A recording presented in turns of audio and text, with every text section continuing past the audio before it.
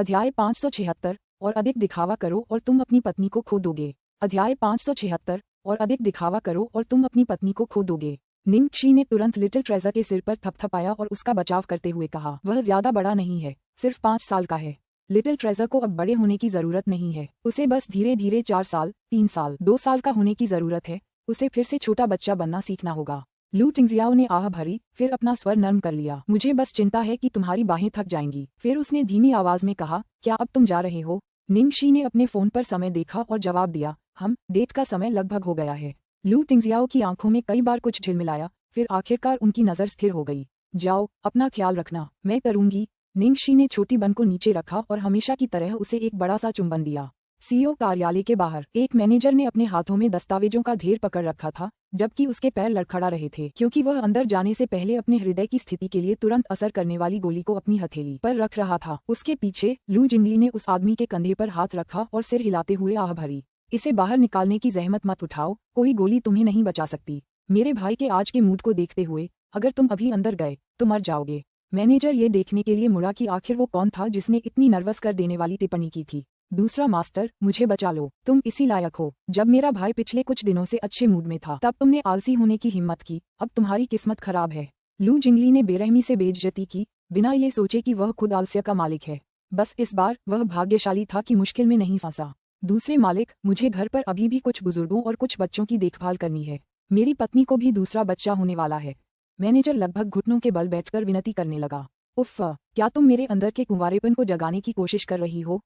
लू जिंगली भड़क उठी, मेरी हिम्मत नहीं होगी, मेरा यह मतलब बिल्कुल नहीं है। मैनेजर दुखी लग रहा था। ऐसा क्यों लग रहा था कि सेकंड मास्टर ने भी नाश्ते में गुस्से वाले विस्फोटक खाए थे? लू जिंगली ने झुंझलाहट में कुछ बार उपहास किया और अपने बदकिस्मत कर्मचारी की ओर देखते हुए विनम्रता से कहा, आज अपनी मौत की सजा के लिए अंदर मत जाओ। मेरे भाई को तुम्हारे मुद्दे की परवाह करने का मन नहीं होगा, इसलिए जल्दी से जाओ और दोबारा अंदर जाने से पहले अपने प्रस्ताव को ठीक से निपटा लो। ठीक है, ठीक है, ठीक है, मैं तुरंत जाकर यह काम करूंगा। टिप के लिए धन्यवाद सेकंड मास्टर, मैनेजर ने कृतज्ञतापूर्वक कहा और कृतज्ञतापूर्वक जल्दी से चला गया। लू जिंगली ने कार्यालय का दरवाजा धक्का देकर खोला। उसने देखा कि कार्यालय में खिड़की के पास एक अतिरिक्त ताटामी रखी हुई थी, जो स्पष्ट रूप से लिटिल ट्रेजर की सुविधा के लिए थी, ताकि वह आंटी शियाओ शी की वापसी पर नजर रख सके। लू जिंगली का मुंह खुशी से फड़क उठा। वह उसे रोज देख सकता था, फिर भी वह ऐसा क्यों व्यवहार कर रहा था जैसे जीत के बाद उसकी वापसी का इंतजार कर रहा हो। फिर उसने अपने भाई की तरफ देखा जो अपनी मेज के सामने गंभीरता से बैठा था। उसके दाहिने हाथ में कलम और बाएं हाथ में कुछ कागजात थे। ऐसा लग रहा था कि उसका ध्यान काम पर था, लेकिन उसके चेहरे पर एक नजर डालने से पता चल जाता था कि उसका ध्यान कहीं और है। लू जिंगली ने हल्की सी खांसी। भाई, क्या तुम सच में इतने नेक होने का नाटक करते रहोगे? और नाटक करोगे तो अपनी पत्नी को खो दोगे। मैं तो बस इतना कह रही हूँ कि तुम्हें शी परिवार के उस आदमी को बर्बाद करने की कोई छोटी सी योजना बनानी चाहिए थी ताकि वो बच न पाए। लू टिंगजियाओ ने उसे घृणा भरी नजरों से देखा। क्या तुम्हें लगता है कि निंगक्षी ने कभी नहीं सोचा होगा कि ऐसी किसी घटना के पीछे मैं ही हूँ?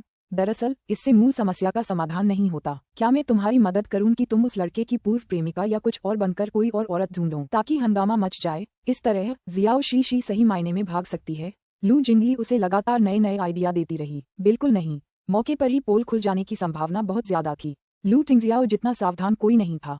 वह ऐसी योजना नहीं बनाता जिसमें कोई खामी हो। अगर ये भी नहीं चलेगा और वो भी नहीं चलेगा तो हमारे पास क्या विकल्प हैं? भाई, ऐसा नहीं है कि मुझे सलाह सुनना पसंद नहीं। हालांकि जियाओ शी ने कहा था कि वो बस उसे अपनी बात समझा रही थी, लेकिन अगर संयोग से वो लड़का जियाओ शी को पसंद आ गया तो क्या होगा? कुछ भी हो सकता है, लू जिंगली ने गंभीरता से कहा। अध्याय 577। अरे यार, ये रोमांटिक प्रतिद्वंद्वी कठिन है। अध्याय 577। अरे यार, ये रोमांटिक प्रतिद्वंद्वी कठिन है। लू टिंगजियाओ ने कलम नीचे रखी और अपनी उंगलियों से मेज को हल्के से छुआ। उसकी नजर अपने बेटे पर पड़ी जो तातामी पर बैठा था। लू जिंगली ने लू टिंगजियाओ की निगाहों का पीछा किया और उसकी तरफ देखा। ओह भाई, तुम्हारे मन में क्या है? लू टिंगजियाओ उठे और अपने बेटे के पास गए। फिर उन्होंने कहा, छोटे खजाने, आओ हम तुम्हारे लिए कुछ खाने को लाते हैं। लू जिंगली ने तब कहा, ओह ब्रोयू इसके बारे में नहीं सोच रहे हैं। उफ़, मैंने पहले भी उसके लिए इतने सारे आइडियाज सोचे थे, फिर भी वो संतुष्ट नहीं था। अब उसका आखिरी आइडिया अपने परमाणु हथियार लिटिल ट्रेजर को अग्रिम मोर्चे पर लाना था। बहुत बढ़िया, ये शैतान के योग्य विचार था। एकमात्र समस्या ये थी कि एक विशेष परमाणु हथियार सहयोगात्मक नहीं था। जब लिटिल ट्रेजर ने अपने पिता की बात सुनी तो उसने चटाई से उठने से इनकार कर दिया और अपने लेखन बोर्ड पर लिखना शुरू कर दिया। पूरा आंटी जियाओ शी ने जाने से पहले ही उसे भरपेट खाना खिला दिया था। दरअसल उन्होंने खुद उसके लिए खाना भी बनाया था। लू टिंगजियाओ ने अपनी भौंहों के बीच चुटकी काटी, फिर अपने छेड़ने वाले वाक्य का अंदाज बदल दिया। मैं तुम्हें आंटी जियाओ शी से मिलवाता हूँ। 3 सेकंड के अंदर लिटिल ट्रेजर ने अपनी ठुड्डी से अपने नन्हे हाथ छुड़ाकर खिड़की से बाहर झांका। उसने ताटामी उतार फेंकी, अपने छोटे जूते पहने और अपने पिता के पास उड़ गया और अपने छोटे हाथों को गोद में लेने के लिए खोल दिया। लू टिंगजियाओ और लू जिंगली पर वज्रपात हुआ। इस परमाणु हथियार में इतनी बड़ी कमजोरी थी कि इसे नियंत्रित करना मुश्किल था। पिता पुत्र को जाते देख लू जिंगली उनके पीछे पीछे चली गई।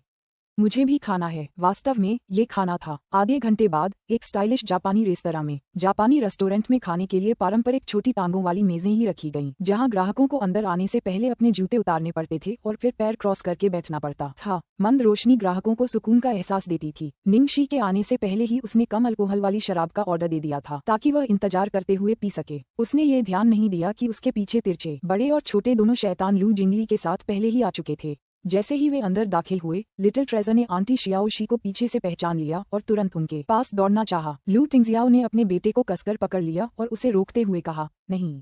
लिटिल ट्रेजर का चेहरा तनावग्रस्त हो गया। उसके चेहरे पर अनकहे सवाल लिखे थे जो मन ही मन कह रहे थे, क्यों नहीं? तुमने तो कहा था कि तुम मुझे यहाँ आंटी जियाओ शी से मिलने लाए हो। लू टिंगजियाओ ने अपने बेटे की ओर देखा और कहा, मैं तुम्हें आंटी शियाओ शी से मिलने लाया था, लेकिन सिर्फ उन्हें देखने के लिए। लिटिल ट्रेजर को ठगा हुआ महसूस हुआ। जब उसे आंटी जियाओ शी के पीछे वाली सीट पर लाया गया तो लिटिल ट्रेजर उदास मूड में था।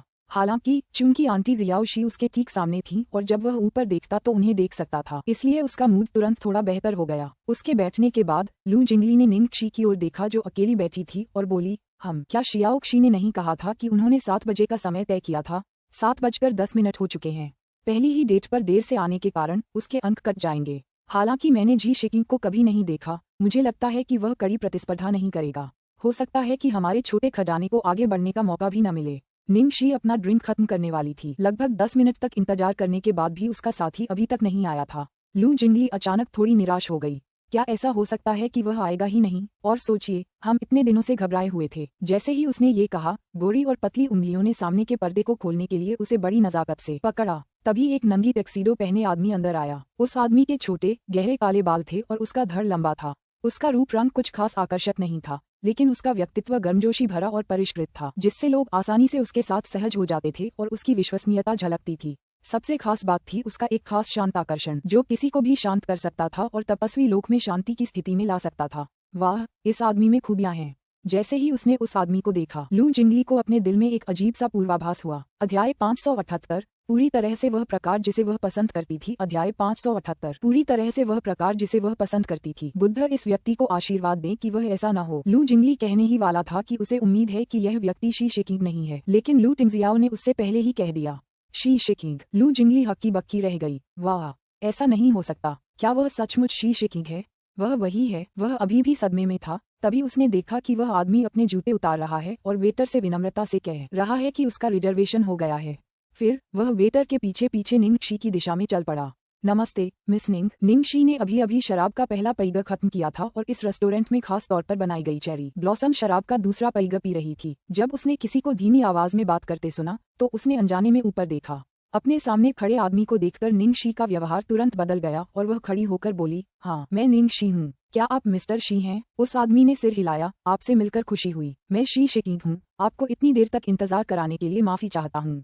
कोई बात नहीं, बैठ जाओ। मैंने बहुत लंबा इंतजार नहीं किया है। निंगक्षी ने उसे आश्वस्त किया और फिर से बैठ गई। शी शेकिंग ने अपना ब्लेजर उतारकर वेटर को दे दिया और फिर खुद भी बैठ गए। शी शेकिंग सीधे बैठे थे, अपनी टांगे पार करके, जबकि निंगक्षी अपनी मर्जी से और काफी बेबाकी से एक टांग मोड़कर और एक हाथ घुटने पर रखकर बैठी थी। वह मर्दाना अंदाज में बैठी थी, आम लड़कियों से अलग जो शालीनता से बैठती हैं और समाज के नियमों का पालन करती हैं। फिर भी उसके हाव भाव में जरा भी अशिष्टता नहीं झलक रही थी। उसने चौड़ी फ्लेयर वाली पैंट और अपनी पसंदीदा कड़ाईदार चमड़े की जैकेट पहनी हुई थी। उसके बैठने का तरीका आज़ादी का एहसास दे रहा था और जापानी रेस्टोरेंट्स में आमतौर पर दिखाई देने वाली सख्त पाबंदियों का बिल्कुल भी एहसास नहीं था। निंगक्षी ने अपने दादाजी को कहते सुना था कि शी परिवार रत्नों और किताबों का विशेषज्ञ है, इसलिए शी परिवार ज्यादातर सौम्य, मिलनसार और जानकार महिलाओं को पसंद करेगा। इसलिए बेवजह की परेशानी से बचने के लिए उसने अपनी समझदारी के खिलाफ जाकर ऐसा अभद्र पहनावा पहनने का फैसला किया। हालांकि उसकी योजना सफल नहीं हुई, क्योंकि जिस क्षण शी शेकिंग ने उसे देखा, उसने न केवल घृणा से प्रतिक्रिया व्यक्त की, बल्कि वास्तव में उसकी आंखों में सम्मान और प्रशंसा की झलक दिखाई दी। पीछे से लू जिंगली ने पहले ही उत्सुकता से भौंकना शुरू कर दिया। अरे यार, हम बर्बाद हो गए। उन दोनों की तो आंख से आंख नहीं मिलती, है ना? क्या तुमने देखा कि जब जियो शी शेकिंग से मिलने के लिए खड़ी हुई थी तो उसके चेहरे पर क्या भाव थे? वह स्पष्ट रूप से स्तब्ध थी। वह उससे मोहित हो गई होगी। दरअसल जिस तरह से शी शिकिंग जियाओ शी को देख रहा है वह भी प्रशंसा से भरा है। धिक्कार है, क्या उसे उस तरह की लड़की को पसंद नहीं करना चाहिए जो परिवार का अनमोल रत्न है। हमारी शी ने आज एक शरारती बच्चे की तरह कपड़े पहने हैं। लू टिंगजियाओ ने शांति से चाय पी। हालांकि ऐसा तब होता जब आप उसकी तनाव भरी मुस्कान और कप को बहुत कसकर पकड़ने से उसके हाथों की उंगलियों के सफेद हो जाने पर ध्यान नहीं देते। लू जिंगली अभी भी विश्लेषण करने की पूरी कोशिश कर रही थी। ये शी शिकिंग वाकई बहुत चालाक है। भले ही वह मेरे जितना सुंदर न हो, लेकिन उसका करिश्मा वाकई खास है। एक पुरुष के तौर पर भी मुझे वह बहुत आकर्षक लगता है। वह लोगों को अनायास ही उसे जानने और दोस्ती करने के लिए मजबूर कर देता है। और सबसे डरावनी बात यह है कि जियाओ शी जैसे बेलगाम व्यक्तित्व के साथ इस बात की पूरी संभावना है कि वह शी शिकिंग जैसे किसी ऐसे व्यक्ति को पसंद करेगी जो उसके बिल्कुल विपरीत हो। अचानक लू टिंगजियाओ के हाथ से कप जमीन पर गिरकर टूट गया। लू जिंगली ने घुटन भरी सांस ली, उसका मुंह सूख गया। नहीं नहीं नहीं भाई, मैं तो बस अंदाजा लगा रहा हूँ। ऐसा तो हो ही नहीं सकता कि वे साथ हो जाएं। क्या जियाओ शी ने नहीं कहा था कि उसे पहले से ही कोई पसंद है? उसे शी शिकिंग पसंद नहीं आएगी। उसकी बातें सुनकर उसके भाई का चेहरा और भी उदास हो गया।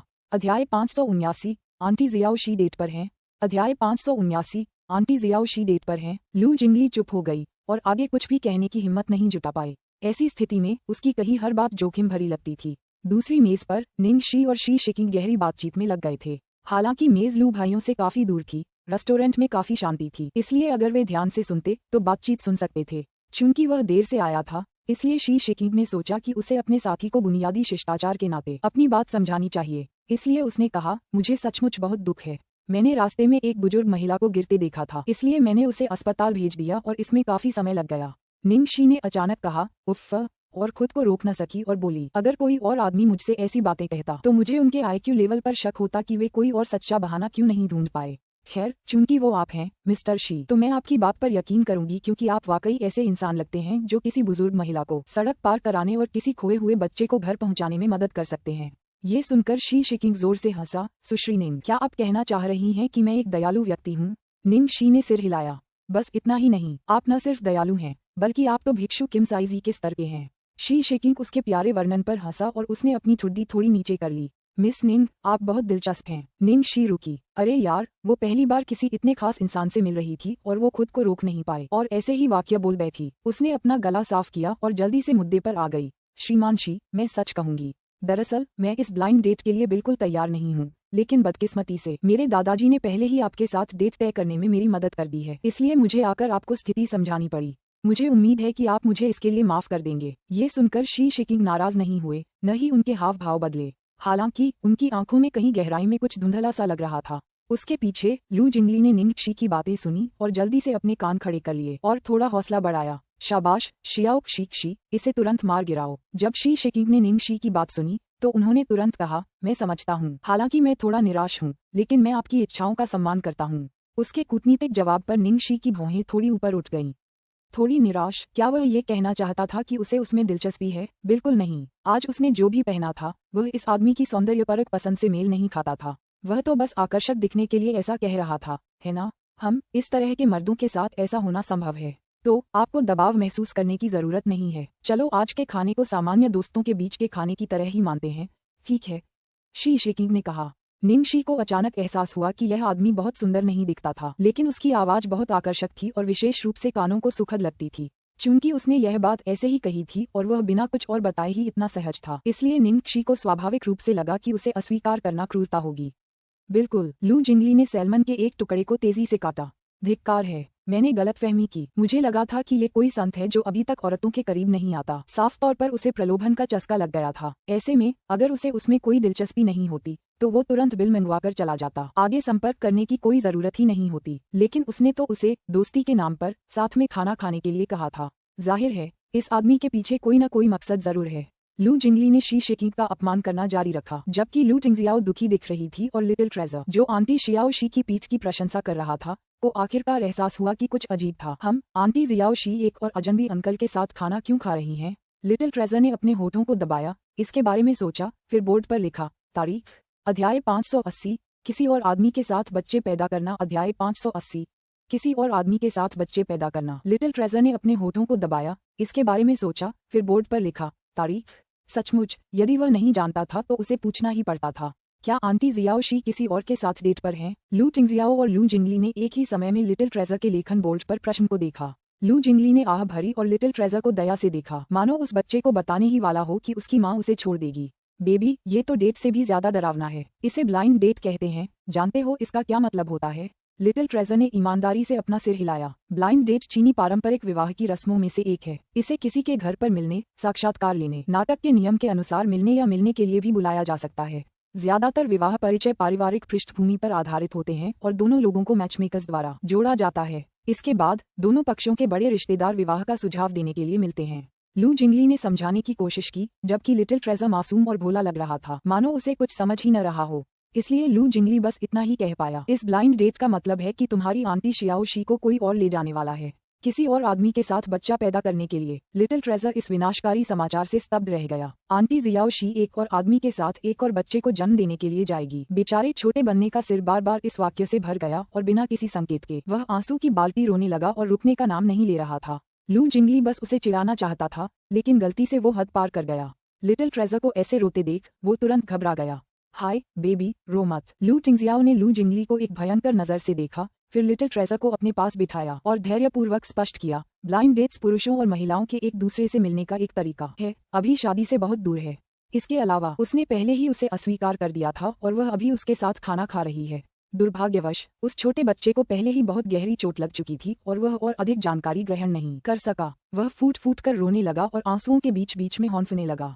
लू टिंगजियाओ और लू जिंगली दो वयस्क पुरुष थे जिन्हें बच्चों को बहलाने फुसलाने का जरा भी अंदाजा नहीं था, क्योंकि वे उस नन्हे मुन्ने को फूट फूट कर रोते हुए देख रहे थे। वे पूरी तरह से जमीन से चिपक गए थे। निंग शी अभी भी अपने पीछे हो रही किसी भी रोना धोने वाली घटना से पूरी तरह अनजान थी। इससे पहले उसने 2 फ्लास्क शराब पी ली थी और हालांकि उसमें अल्कोहल ज्यादा नहीं था, फिर भी वह थोड़ी नशे में थी। इसके अलावा शी शेकिंग वाकई बहुत मीठा था, इसलिए कोई भी आसानी से अपनी सतर्कता कम करके उसके साथ आराम से बैठ सकता था। उन्होंने साशिमी खाते हुए शराब पी और कुछ सुरक्षित विषयों पर अनौपचारिक बातचीत की। आप तो गहनों के व्यवसाय में है ना? संयोग से मैं हाल ही में एक फैशन स्टूडियो खोल रही हूँ और उसमें गहनों जैसे सामान का इस्तेमाल जरूर करूंगी। जब समय आएगा तो मैं मुंह बनाकर आपसे मदद मांगूंगी। निंग शी ने अचानक एक व्यवसाय की मालकिन की जिम्मेदारी ले ली और अप्रत्यक्ष रूप से अपने व्यवसाय को बढ़ावा देने का अवसर लिया। मिस निंग शी, ज्यादा शर्माओ मत। अगर आपको किसी चीज की जरूरत हो तो आप मुझसे कभी भी संपर्क कर सकती हैं। थोड़ी देर बातचीत करने के बाद शी शेकिंग ने पूछा, मिस निंग, मुझे नहीं पता कि आपको अभी भी याद है या नहीं, लेकिन कई साल पहले हम वास्तव में एक बार मिले थे। जब निंग शी ने ये सुना तो वह संभलने लगी। क्या हम मिले थे? ऐसा कैसे हो सकता है, जबकि मुझे तो हमारी मुलाकात की कोई याद ही नहीं। आखिरकार शी शेकिंग एक बहुत ही अनोखा व्यक्ति था और उसे विश्वास था कि वह उसे याद रखेगी। शी शेकिंग ने शराब का घूंट लिया और कहा, आपका ध्यान किसी और पर था। स्वाभाविक रूप से आप किसी और पर ध्यान नहीं देंगे। अध्याय 581, एक विलंबित भाग्य। अध्याय 581, एक विलंबित भाग्य। भले ही वह आकर्षक था, पर शायद वह उसे दिखाई नहीं देता था। इसके अलावा उस समय वह अभी भी विश्वविद्यालय का एक युवा लड़का था। निंग शी ने पलकें झपकाईं। उसने जो कहा उससे लगता है कि वह 5 साल पहले की बात कर रहा होगा, जब वह सु यान से प्यार करती थी। हालांकि उसे वास्तव में शी शेकिंग से मुलाकात याद नहीं थी, इसलिए वह ये जानने को उत्सुक थी कि क्या शी शेकिंग ने उसे उन परिस्थितियों में देखा था जिन्हें वह पूरे 5 साल तक याद रख पाती। सच में वह कब था? निंग शी ने सहजता से पूछा। 5 साल पहले, आपके 18वें जन्मदिन की पार्टी में, शी शेकिंग ने उत्तर दिया। निंग शी के हाथ में कप डगमगा गया। आखिरकार वह उसके जीवन का सबसे बुरा दिन था। शी शेकिंग की आंखें धुंधली हो गईं और उसने धीरे से कहा, तुम्हें पता है कि हमारे दादाजी बहुत करीब हैं, इसलिए उस जन्मदिन के खाने पर मैं भी साथ गया था। मुझे याद है, तुमने उस समय सफेद पोशाक पहनी हुई थी। जब मैंने तुम्हें कई साल पहले पहली बार देखा था तो मैं तुम्हारी ओर आकर्षित हो गया था। तुम एक राजकुमारी जैसी थीं। जब निंग शी ने शी शेकिंग का विवरण सुना तो उसे समझ नहीं आया कि क्या कहे। हाँ, राजकुमारी, जाहिर है मिस्टर शी, आपकी याददाश्त थोड़ी धुंधली है। वो ड्रेस नकली थी और भीड़ में मेरी भी पोल खुल गई थी। शी शेकिंग ने उसे बीच में टोकते हुए कहा, असली या नकली, क्या ये सचमुच महत्वपूर्ण है? भले ही बदसूरत बत्तख का बच्चा बत्तखों के बीच पैदा हुआ था, फिर भी वह एक हंस थी और वह किसी भी चीज की वजह से नहीं बदलेगी। वह उसके जीवन के सबसे यादगार दिनों में से एक था, क्योंकि यह पहली बार था जब उसे पहली नजर में प्यार हो गया था और फिर उसे अपने सपनों की लड़की को परेशान होते देखना पड़ा, जबकि वह असहाय होकर देखता रहा। संभवतः उस घटना के बाद वह कभी निंग निवास पर वापस नहीं लौटा। जब निंग शी ने ये सुना तो वह भावुक हो गई और उसकी आंखें गहरी हो गईं। मिस्टर शी, लगता है आप मेरी सोच से कहीं ज्यादा जानते हैं। तभी शी शेकिंग को एहसास हुआ कि उन्होंने अपनी शाही मुद्रा खो दी है और बेवजह बहुत कुछ कह दिया है। माफ कीजिए, मैंने गलती से उनकी बातें सुन लीं। चूंकि उसकी निगाहें पूरी रात उसके पीछे ही लगी रहीं, इसलिए उसने गलती से कुछ ऐसी बातें सुन लीं जो उसके कानों के लिए नहीं थीं। ये सब जानने के बाद उसका दिल उसके लिए और भी अधिक दुखने लगा और उसे अपने आप से नफरत होने लगी कि मैं बेकार हूँ। 5 साल बाद वह एक सफल व्यक्ति था, लेकिन वह उस समय जो हुआ उसे कभी नहीं भूल सका, जब तक कि उसके दादा ने अचानक उसे नहीं बताया कि उन्होंने उसके लिए एक ब्लाइंड डेट की व्यवस्था की है। वह उस बूढ़े आदमी को तुरंत अस्वीकार करने वाला था, लेकिन कौन जानता था कि उसके दादा कहेंगे कि वह निंग परिवार की एक युवती है। निंग परिवार की सबसे लोकप्रिय महिला निंग जुएलो पहले से ही सगाई कर चुकी थी, तो वह और कौन हो सकता है। वह कल्पना करने की हिम्मत नहीं कर सका, इसलिए उसने पूछा कि क्या यह निंग तियानक्सिन था। उसे ये जानकर बहुत आश्चर्य हुआ कि उसके दादा ने वह नाम बताया था जिसकी कल्पना करने की उसने हिम्मत नहीं की थी, निंगशी। वह 5 साल से गायब थी। क्या वह आखिरकार वापस आ गई थी? चूंकि उसने कभी मनोरंजन की खबरों पर ध्यान नहीं दिया था, इसलिए वह बड़े बड़े सितारों को भी नहीं जानता था। वह किसी पुराने जमाने के अज्ञानी इंसान जैसा था। यही वजह थी कि उसे अंदाजा भी नहीं था कि वह 1 साल पहले वापस आ गई थी और एक अभिनेत्री के रूप में प्रसिद्धि भी पा चुकी थी। उनके साथ बातचीत के सामान्य विषयों को साझा करने के लिए उन्होंने उनकी सभी कृतियां देखीं और उनसे संबंधित सभी समाचार और सुर्खियां भी पढ़ीं। इतने सालों से वह ज़ैन जीवन जी रहा था, खासकर बुद्ध की शिक्षाओं का आदर करता हुआ। उसका पसंदीदा स्थान मंदिर जाना था, जहाँ वह गुरुओं के साथ बौद्ध शिक्षाओं पर चर्चा करता था। यहाँ तक कि उसके परिवार को भी चिंता होने लगी थी कि वह भिक्षु बन जाएगा।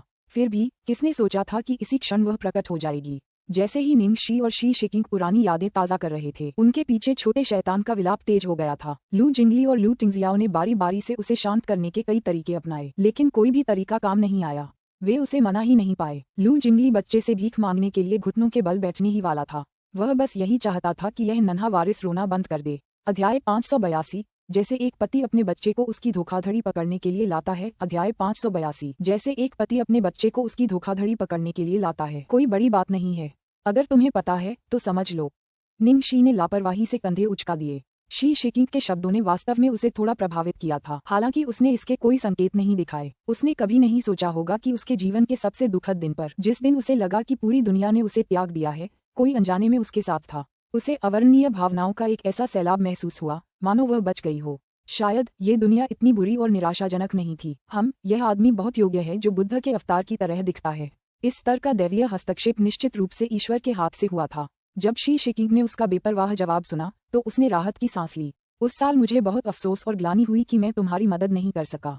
अगर अब तुम्हें किसी चीज की जरूरत हो तो मुझे जरूर बताना। मैं बिना किसी शिकायत के तुम्हारे लिए समुद्र पार कर जाऊंगा। शी शिकिंग अब कुछ ज्यादा ही अच्छा व्यवहार कर रहा था। वह उसे साल का सबसे अच्छा सामरी होने का कार्ड देने ही वाला था। निंगशी हंसी और अपना प्याला उसकी तरफ बढ़ाया। श्रीमान शी, आप सच में बुद्ध नहीं हैं, जानते हैं। आप सबको नहीं बचा सकते। मैंने कभी सबको बचाने के बारे में नहीं सोचा था, केवल तुम्हें ही बचाने के बारे में। शी शिकिंग ने तत्परता के साथ कहा। जैसे ही उसने ये कहा, उसका करिश्माई चेहरा हल्का सा लाल हो गया। निंगशी स्तब्ध रह गई। उसका दिल तेजी से धड़कने लगा। कुछ ठीक नहीं था। उनके पीछे छोटे खजाने। अब और मत रोना, ठीक है? मुझे पता है मैं गलत था। मैं फिर से बकवास नहीं करूंगा, प्लीज। अगर तुम रोते रहे तो मैं भी रोना चाहूंगा। लू जिंगली अभी भी चिंतित था, लेकिन उसने शी शिकिंग को ये कहते सुना। मैंने कभी सबको बचाने के बारे में नहीं सोचा था, सिर्फ तुम्हें। मानो वह अपनी भावनाओं का इजहार कर रहा हो। वह तुरंत हक्का बक्का रह गया। धिक्कार है, किसी किताब का मूल्यांकन उसके आवरण से नहीं किया जा सकता। शी शिकिंग तो पिकअप लाइंस लिखने में बहुत माहिर है। अपने रोते हुए बेटे और सामने खड़े 2 लोगों को देखकर लू टिंगजियाओ को एक जानी पहचानी दुश्मनी का एहसास हुआ, जिसे उसने अपने अंदर दबाने की पूरी कोशिश की। उसके मन में हर उस चीज को नष्ट करने की इच्छा हुई जो उसके करीब आती। शी शिकिंग अवचेतन रूप से उसे समझाना चाहता था कि उसका यह मतलब नहीं था, लेकिन उसे समझ नहीं आ रहा था कि उसने अपना इरादा क्यों बदल दिया। वह चुपचाप बैठा रहा, लड़की के जवाब का इंतजार करता रहा। उसे समझाने की क्या जरूरत है? इसी दिन के लिए उन्होंने 5 साल तक इंतजार किया था। उसे और कितनी देर तक इंतजार करना होगा? निंगशी सोच में पड़ गई कि शी शिकिंग के रवैये पर क्या प्रतिक्रिया दे। तभी उसके पीछे से कदमों की आहट सुनाई दी। उसके सामने मेज पर एक जानी पहचानी परछाई पड़ी। तभी उसने शी शिकिंग को चौंकते हुए पीछे देखते हुए देखा। निंगशी का दिल भी धड़क उठा जब वह भी पीछे मुड़ी। फिर उसने शैतान को परेशान भाव से देखा और उसकी बाहों में छोटा सा खरगोश था जो फूट फूट कर रो रहा था।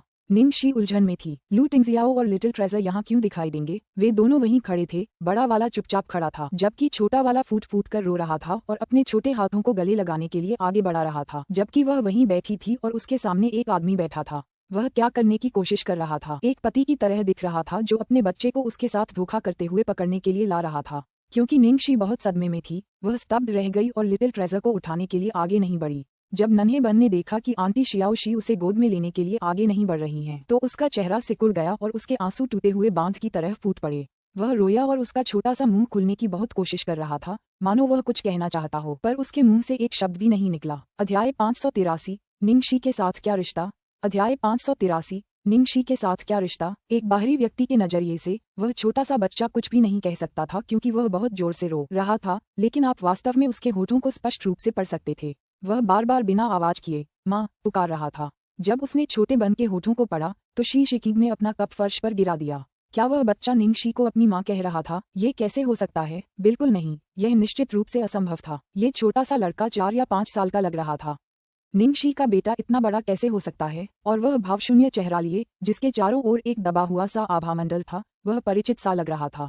उसने उसे पहले कहाँ देखा था? निंगशी भी बहुत हैरान लग रही थी। क्या उन्होंने उसे कोई और समझ लिया होगा? जैसे ही शी शिकिंग के मन में ये विचार कौंधे, निंगशी उठ खड़ी हुई और जल्दी से लू टिंगजियाओ की गोद से लड़के को ले लिया, उसे अपने प्यारे बच्चे की तरह सहलाते हुए। बेबी रो मत, मुझे माफ कर दो, सब मेरी गलती है, रो मत, ठीक है। शी शिकिंग का चेहरा तुरंत पीला पड़ गया। अगले ही पल उसकी नजर उस आदमी की ठंडी आंखों से मिली। उस आदमी की आंखों में स्पष्ट रूप से किसी भी अजनबी पर हमला करने की प्रवृत्ति थी, जो उसकी संपत्ति पर आक्रमण करता था। हालांकि जब उसने फिर से निंगशी को देखा तो उसकी बर्फीली निगाहें एक गर्म नदी में पिघल गईं। इस आदमी और निंगशी का रिश्ता क्या हो सकता है? क्या ऐसा हो सकता है कि निंगशी की शादी 5 साल पहले ही हो गई हो और उसने बच्चे को जन्म दिया हो? कोई बात नहीं, निंगशी 5 साल पहले भी बहुत छोटी थी। फिर क्या हो रहा था? शी शिकिंग आधिकारिक तौर पर उलझन में थे। उस समय निंगशी का पूरा ध्यान रोते हुए छोटे बच्चे पर था। उसके पास लू टिंगजियाओ और शी शिकिंग की परवाह करने का समय नहीं था, इसलिए उसने शी शिकिंग के अविश्वसनीय अटकलों पर ध्यान नहीं दिया, क्योंकि ये दृश्य 2 तनावग्रस्त पुरुषों, एक महिला और एक रोते हुए बच्चे के साथ बहुत अधिक ध्यान आकर्षित कर रहा था। इसलिए बहुत जल्द ही अधिक से अधिक लोग इस ओर देखने लगे। माफ करना मिस्टर शी, मुझे पहले कुछ करना होगा। निंगशी उस छोटे बन को गोद में लेकर जल्दी से रेस्टोरेंट से बाहर निकल गई। क्योंकि उस छोटे बन के रोने से वह घबरा गई थी, इसलिए वह अपना बैग और मोबाइल फोन भी ले जाना भूल गई थी। लू टिंगजियाओ ने सावधानीपूर्वक उसे सब कुछ इकट्ठा करने में मदद की, फिर उसके पीछे गया और यहाँ तक कि उनकी मेज का बिल भी चुकाया। शी शिकिंग कुछ सेकंड तक उसी स्थान पर रुके और फिर उनके पीछे दौड़े। बाहर निंगशी छोटे लड़के को गोद में लेकर फुटपाथ पर खड़ी हो गई। बाहर रात बहुत ठंडी थी और उस आदमी ने अपना ब्लेजर उतारकर उसके कंधों पर डाल दिया। वे तीनों ऐसे दिख रहे थे जैसे वे पूरी तरह से सामंजस्य में हो और किसी को बीच में बोलने की कोई गुंजाइश न हो। निंगशी ने लिटिल ट्रेजर को समझाने की बहुत कोशिश की, जब तक कि वह थोड़ा शांत नहीं हो गया। क्योंकि वह पहले बहुत रोया था, उसे हिचकी आ रही थी, इसलिए निंगशी ने उसे दिलासा देने के लिए धीरे से उसकी पीठ थपथपाई और उसके गालों को प्यार से चूमा। तुम और लिटिल ट्रेजर यहाँ क्यों थे? निंगशी ने लू टिंगजियाओ से पूछा, जब लिटिल ट्रेजर काफी बेहतर था। लिटिल ट्रेजर को आपकी याद आ रही थी, इसलिए मैं उसे आपसे मिलने के लिए यहाँ लाया हूँ। लू टिंगजियाओ ने बिना किसी भाव भंगिमा के सहजता से झूठ बोला। सच्चाई ये थी कि वह स्पष्ट रूप से लिटिल ट्रेजर को लेकर आया था। जब निंगशी ने ये सुना तो उसे और भी ज्यादा ग्लानि हुई। इस दौरान लिटिल ट्रेजर दिखाई नहीं दिया क्योंकि वह पीछे बैठा दूर से चुपचाप उसे देख रहा था।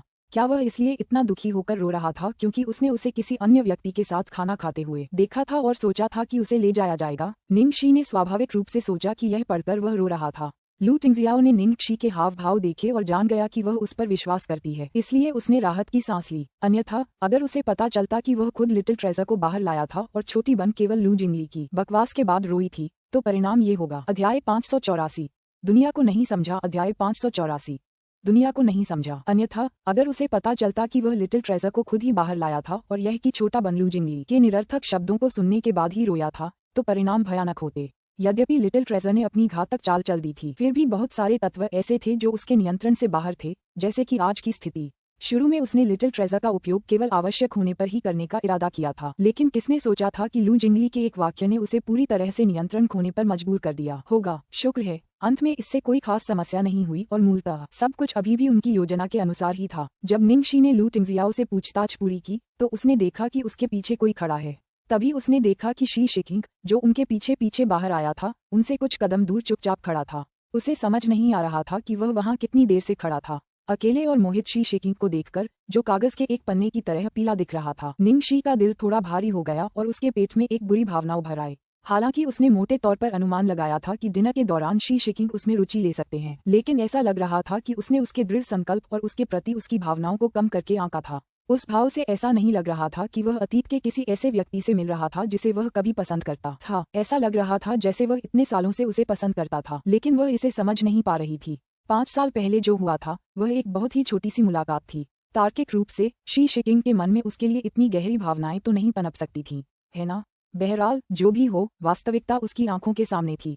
उस स्थिति में अब यह मुसीबत थी। हालांकि यह रात के खाने पर हुई एक छोटी सी बातचीत थी, फिर भी वह समझ गई थी कि शी शिकिंग वाकई एक अच्छे इंसान है। इसके अलावा ये दादाजी के सबसे अच्छे दोस्त का पोता था और अगर उसने इसे ठीक से नहीं संभाला तो आगे चलकर यह एक बहुत ही मुश्किल स्थिति बन सकती थी। इसलिए उसे आज इसकी जड़ तक पहुंचना था और उसके सभी काल्पनिक विचारों को पूरी तरह से ध्वस्त करना था। इस बारे में सोचते हुए निंगशी ने निर्णय लेने का साहस जुटाया।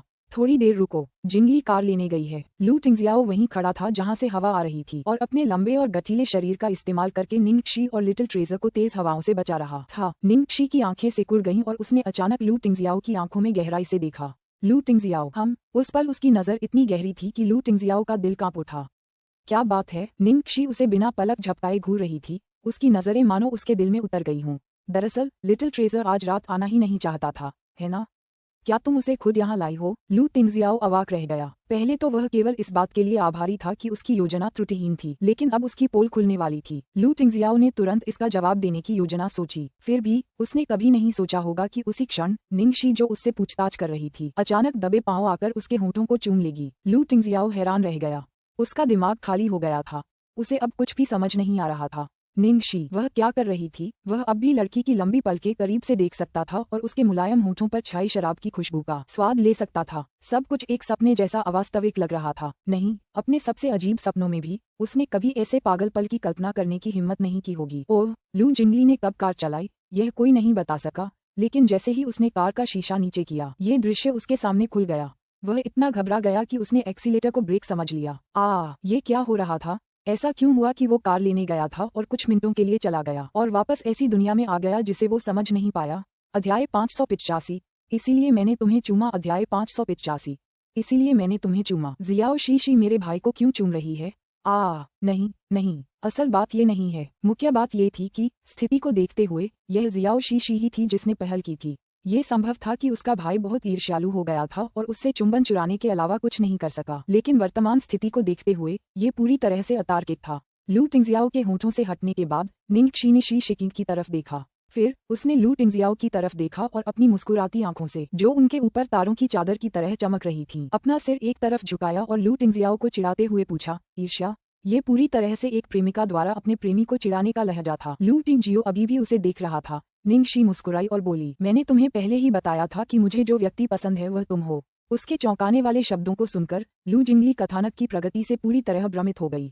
लू टिंगजियाओ ने जब लड़की के ये खूबसूरत शब्द सुने तो उसने उसकी प्रेम भरी आंखों में देखा और उसकी बाहों ने उसे कसकर अपनी बाहों में जकड़ लिया। उसने फिर से उसके होंठों को ढक लिया और इस बार और गहराई से चुंबन में डूब गया। उसी क्षण, हालांकि उसे पता था कि उसके सामने एक चट्टान है, वह बिना किसी हिचकिचाहट के उससे कूदने को तैयार था। निंगशी का दम घुटने लगा और आखिरकार चुंबन खत्म हुआ। उसने चुपके से लू टिंगजियाओ के कंधे के ऊपर से देखा और उसके पीछे झांका। शी शेकिंग कहीं नजर नहीं आ रही थी। निंगशी ने मन ही मन आह भरी। हालांकि उसे बुरा लग रहा था, पर यही सबसे अच्छा उपाय था जो वह उन दोनों के लिए सोच सकती थी। अब जबकि शी शिकिंग के साथ मामला आखिरकार सुलझ गया था, तो आगे जो हुआ वह निश्चित रूप से बहुत महत्वपूर्ण था। उसे अभी भी शैतान को स्थिति ठीक से समझानी थी। दोनों को ये देखकर आश्चर्य हुआ कि बार बार कोई नर्म चीज उनसे टकरा रही है। उनके बीच से एक छोटा सा सिर निकला। वह लिटिल ट्रेजर था। तभी निंगशी ने देखा कि वह अभी भी लिटिल ट्रेजर को गोद में लिए हुए है और वह जल्दी से उस तंग आलिंगन से बाहर निकली। अरे लू टिंगजियाओ, तुम लिटिल ट्रेजर को कुचल रही हो। धिक्कार है। जब उसने सोचा कि शी शेकिंग को कैसे उम्मीद छोड़नी है तो वह भूल ही गई थी कि लिटिल ट्रेजर यहाँ है और उसने उसके सामने ऐसी बच्चों जैसी अरुचिकर हरकतें भी की। जब लू टिंगजियाओ ने निंगशी की बात सुनी और अपने बेटे को उनके बीच फंसे देखा तो उसकी नींद खुल गई। छोटे बन ने गाल फुलाए और गुस्से से अपने पिता की तरफ देखा। ये तो हद हो गई। उसके पिता को आंटी शियाओ शी से न सिर्फ चुंबन मिला बल्कि गले भी मिले।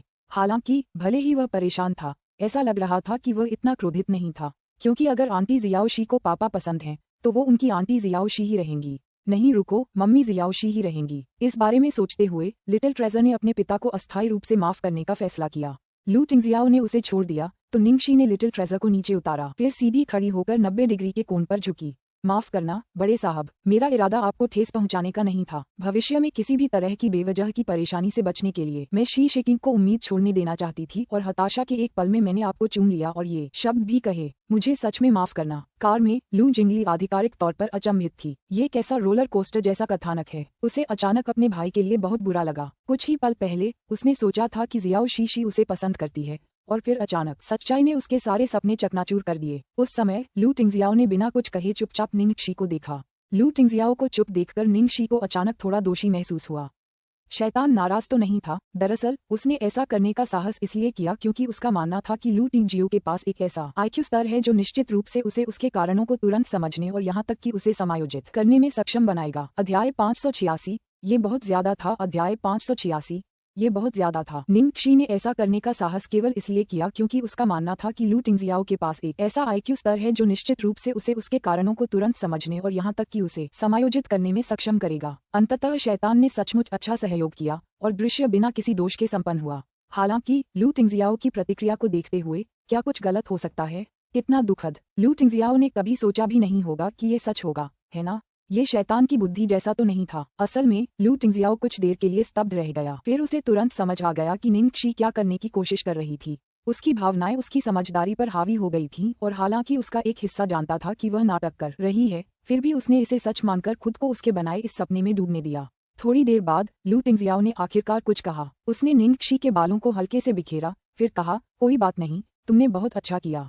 पहले उसकी चुप्पी इसलिए नहीं थी कि वह उस पर गुस्सा था, वह तो बस चुपचाप हर विवरण को याद करना चाहता था, उसके चुंबन, उसके शब्दों और उस क्षण में अपनी भावनाओं को याद करना चाहता था। जब निंगक्षी ने उसका आश्वासन सुना तो उसे राहत मिली। लेकिन तुमने बहुत अच्छा किया, ये कुछ शब्द इतने अजीब क्यों लग रहे थे? उस समय लू जिंगली आखिरकार खुद को रोक नहीं पाई और बोली, ओह भाई और भाभी, कृपया मेरी तरफ देख लीजिए, मैं काफी देर से यहाँ इंतजार कर रही हूँ। क्या आप लोग अब भी कार में बैठना चाहते हैं? निंगक्षी ने लू जिंगली की ओर आंखें घुमाई, फिर उस छोटे बन को कार में ले गई।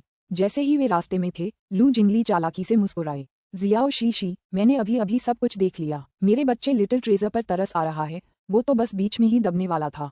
लू जिंगली, मैंने तुमसे पूछा ही नहीं, आज जो हुआ उसके बारे में जितना सोचती हूँ उतना ही अजीब लगता है।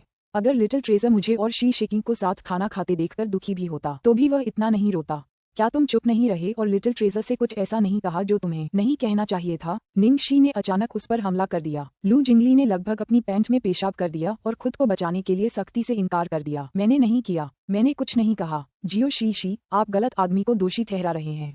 निंगक्षी ने दांत पीस लिए, जाहिर है उसे पहले से ही पता था कि गलती उसी की है। क्या मैंने अब तुम्हें गलती से दोषी ठहराया? मैं अभी लिटिल ट्रेजर से पूछूंगी, देखती हूँ कि मैं सच में गलत थी या नहीं। ये सुनकर लू जिंगली हक्का बक्का रह गया और उसने चुपचाप विनती करने के लिए जल्दी से अपने भाई की ओर देखा। भाई, मुझे बचा लो। अगर भाभी को पता चल गया तो वो मुझे मार डालेगी। वो मुझे उतनी ही जोर से मारेगी जितनी वो लिटिल ट्रेजर से प्यार करती है। लू टिंगजियाओ ने लू जिंगली की तरफ देखा, जो खरगोश की तरह डरा हुआ लग रहा था। चूंकि उसने पहले भी योगदान दिया था, इसलिए उसने उसकी तरफ से कुछ कहा। निंगक्षी, तुमने कहा था कि तुम शी शेकिंग को उम्मीद छोड़ देना चाहती थी। क्या तुम्हारा मतलब है कि उसे तुममें दिलचस्पी थी? लू टिंगजियाओ के सवाल ने निंगक्षी का ध्यान बटा दिया। उसने अपना सिर खुजलाया और बेबसी से उसकी तरफ देखा। सच कहूं तो मैं भी दंग रह गई थी। मुझे नहीं पता कि शी शेकिंग मुझे कैसे पसंद करते थे। हमने डिनर पर बातें की और इसी से मुझे पता चला कि हम 5 साल पहले एक बार मिले थे, लेकिन वो सिर्फ एक बार ही था। उसके बाद कोई बातचीत नहीं हुई। बेशक शायद मैं बहुत ज्यादा संवेदनशील और सोच समझकर काम कर रही थी। खैर, बात यह है कि अब कोई समस्या नहीं है।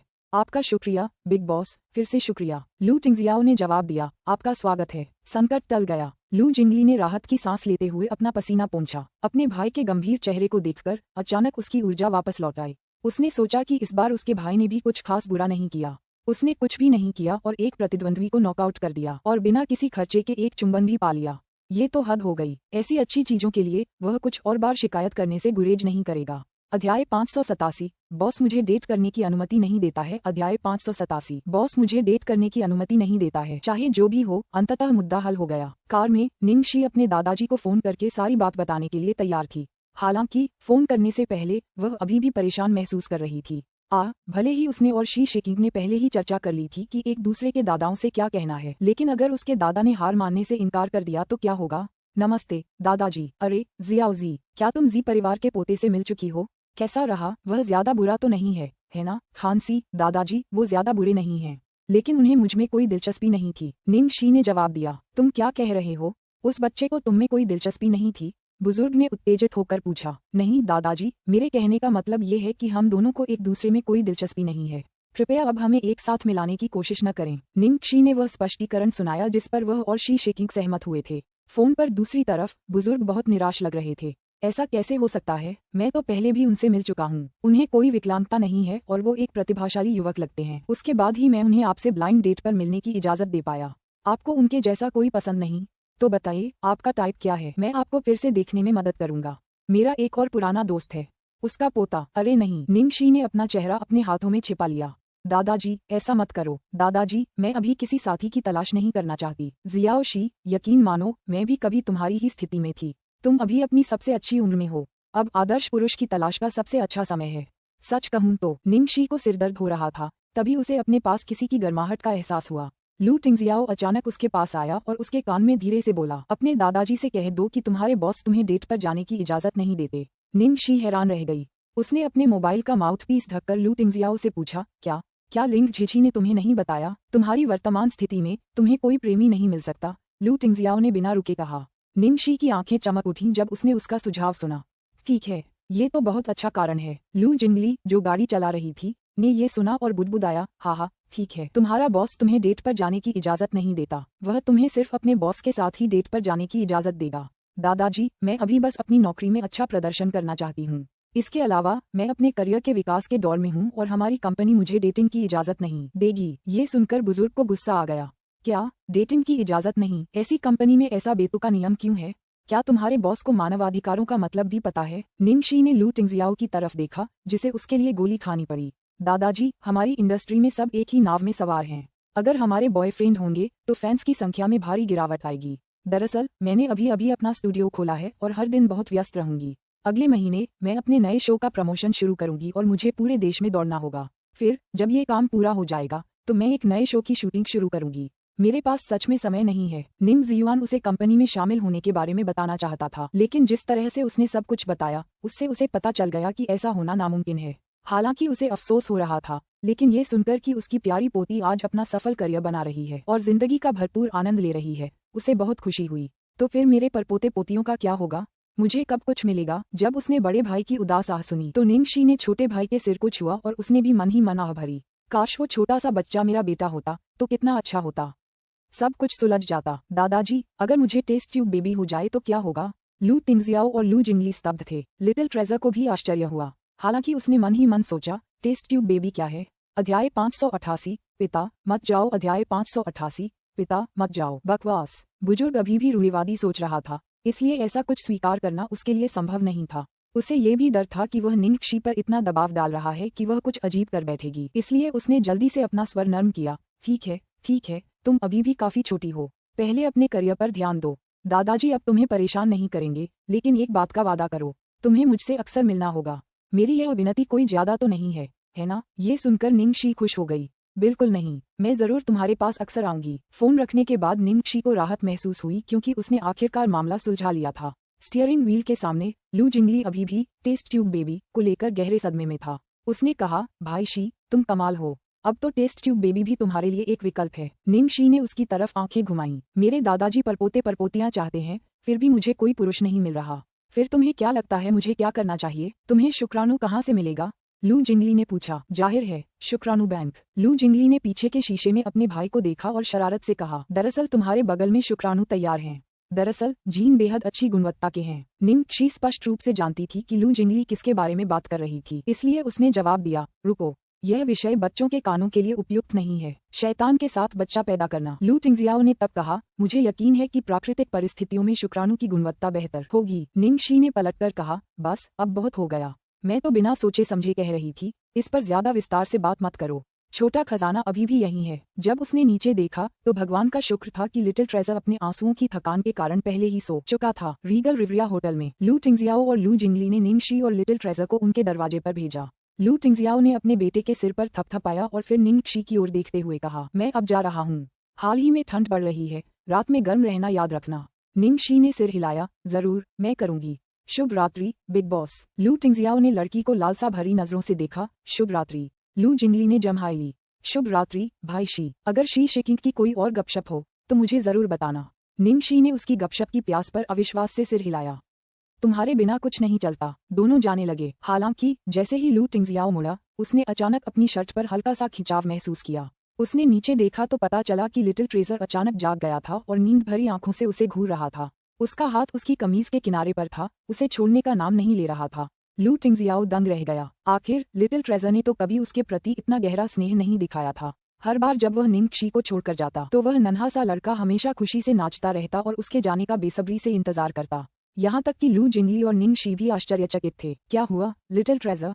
निंगक्षी ने धीरे से पूछा। निंगक्षी जानती थी कि वह अपना लेखन बोर्ड ढूंढ रहा है, इसलिए उसने जल्दी से उसे बैग से निकालने में उसकी मदद की। छोटा बन अभी भी लू टिंगजियाओ की कमीज पकड़े हुए था, जबकि उसका दूसरा हाथ उसकी आंखों से नींद को दूर भगा रहा था और फिर उसने बोर्ड पर लिखा, पिताजी मत जाइए। लू टिंगजियाओ के प्रतिक्रिया देने से पहले ही लू जिंगली भावुक होकर विलाप करने लगी। ओह लिटिल ट्रेजर कितना गर्म है, मैं भी एक बेटा चाहती हूँ, मैं अब टेस्ट ट्यूब बेबी चाहती हूँ। इस समय लू टिंगजियाओ को मिश्रित भावनाओं का अनुभव हुआ जब उसने अपने बेटे का छोटा सा हाथ उसे पकड़े हुए देखा। लेखन बोर्ड पर मार्मिक शब्द लिखे हुए थे और उसका झुका हुआ सिर उत्सुकता से उसकी ओर प्रतिक्रिया के लिए देख रहा था। निंगक्षी की आंखों में आंसू आ गए थे। लू टिंगजियाओ के साथ नन्हे बन के रिश्ते में सुधार देखना वो किसी और से ज्यादा चाहती थी। लू टिंगजियाओ, क्या तुम आज रात मेरे घर रुक सकती हो? नन्हे ट्रेजर के साथ चलो। अध्याय 589। आज आपकी मदद करने के लिए यह मेरा इनाम है। अध्याय 589। आज आपकी मदद करने के लिए यह मेरा इनाम है। लू जिंगली खुशी से इधर उधर दौड़ना चाहती थी। ओह मुझे कितनी जलन हो रही है, बेटा होना कितना अच्छा था, मानो भगवान ने खुद मदद भेजी हो। लू टिंगजियाओ को निंगक्षी के अचानक दिए गए निमंत्रण पर प्रतिक्रिया देने में वास्तव में कुछ समय लगा। यद्यपि लिटिल ट्रेजर हमेशा से ही उसका तुरुप का इक्का रहा था, लेकिन ये पहली बार था जब उस छोटे बच्चे ने सचमुच उसकी मदद करने की पहल की थी। क्या यह आज रात जो हुआ उसकी वजह से था? तो दुर्भाग्य से सौभाग्य पाने का यह एक दुर्लभ मामला था। अंततः लू टिंगजियाओ वहीं रुक गई, जबकि कुंवारा लू जिंगली आंसू बहाते हुए घर चला गया। बेडरूम में निंगक्षी लिटिल ट्रेजर को बिस्तर पर लिटाकर उसे सुलाने के लिए गाना गाती रही। लू टिंगजियाओ बिस्तर के दूसरी तरफ बैठा था, उसकी आस्तीन अभी भी छोटे बच्चे ने कसकर पकड़ी हुई थी। लिटिल ट्रेजर को सुला देने के बाद निंगक्षी ने पूछा, तुम आज रात लिटिल ट्रेजर के साथ क्यों नहीं सोती? मैं गेस्ट रूम में सो जाऊंगी, हम एक साथ सो सकते हैं, लू टिंगजियाओ ने बिना किसी हिचकिचाहट के कहा। निंगक्षी उसका प्रस्ताव सुनकर चौंक गई और उसे थोड़ा अजीब लगा। उसने अपना सिर खुजाते हुए कहा, ये ठीक नहीं होगा, है ना? लू टिंगजियाओ ने जवाब दिया, नहीं, मुझे कोई आपत्ति नहीं है। निंगक्षी अवाक रह गई। शैतान शरारती हो रहा था। बिग बॉस ने पहले ही कहा था कि उन्हें अपना फायदा उठाए जाने से कोई आपत्ति नहीं है, लेकिन क्या वह कह सकती हैं कि उन्हें इससे आपत्ति है? यह अच्छी बात थी कि बिस्तर बहुत बड़ा था, इसलिए बीच में छोटे बच्चे के होने के बावजूद उनमें से प्रत्येक के लिए अपना निजी स्थान था। जब निंगक्षी नहाकर कमरे में दाखिल हुई तो लू टिंगजियाओ पहले से ही बिस्तर पर लेटा हुआ था। नहाने के बाद उसके बाल गीले और बिखरे हुए थे, जबकि उसने पजामा पहना हुआ था और एक आम पिता की तरह नन्ही ट्रेजर को प्यार भरी नजरों से देख रहा था। निंगक्षी को लगा जैसे उन दोनों को साथ देखकर उसकी धड़कनें तेज हो गई हों। जब उसने उसके कदमों की आहट सुनी तो लू टिंगजियाओ ने ऊपर देखा और उसे आदेश दिया, सोने से पहले दूध खत्म कर लो। ओह, ऐसा क्यों लगा कि लू टिंगजियाओ को 2 बच्चों की देखभाल करनी थी? निंगक्षी ने दूध खत्म करने के बाद लिटिल ट्रेजर के दूसरी तरफ लेट गई। लू टिंगजियाओ ने लाइट बंद कर दी और सिर्फ एक हल्की सी रात की लाइट जलाए रखी। वह करवट लेकर लेट गया और अपने बेटे के माथे को चूम लिया।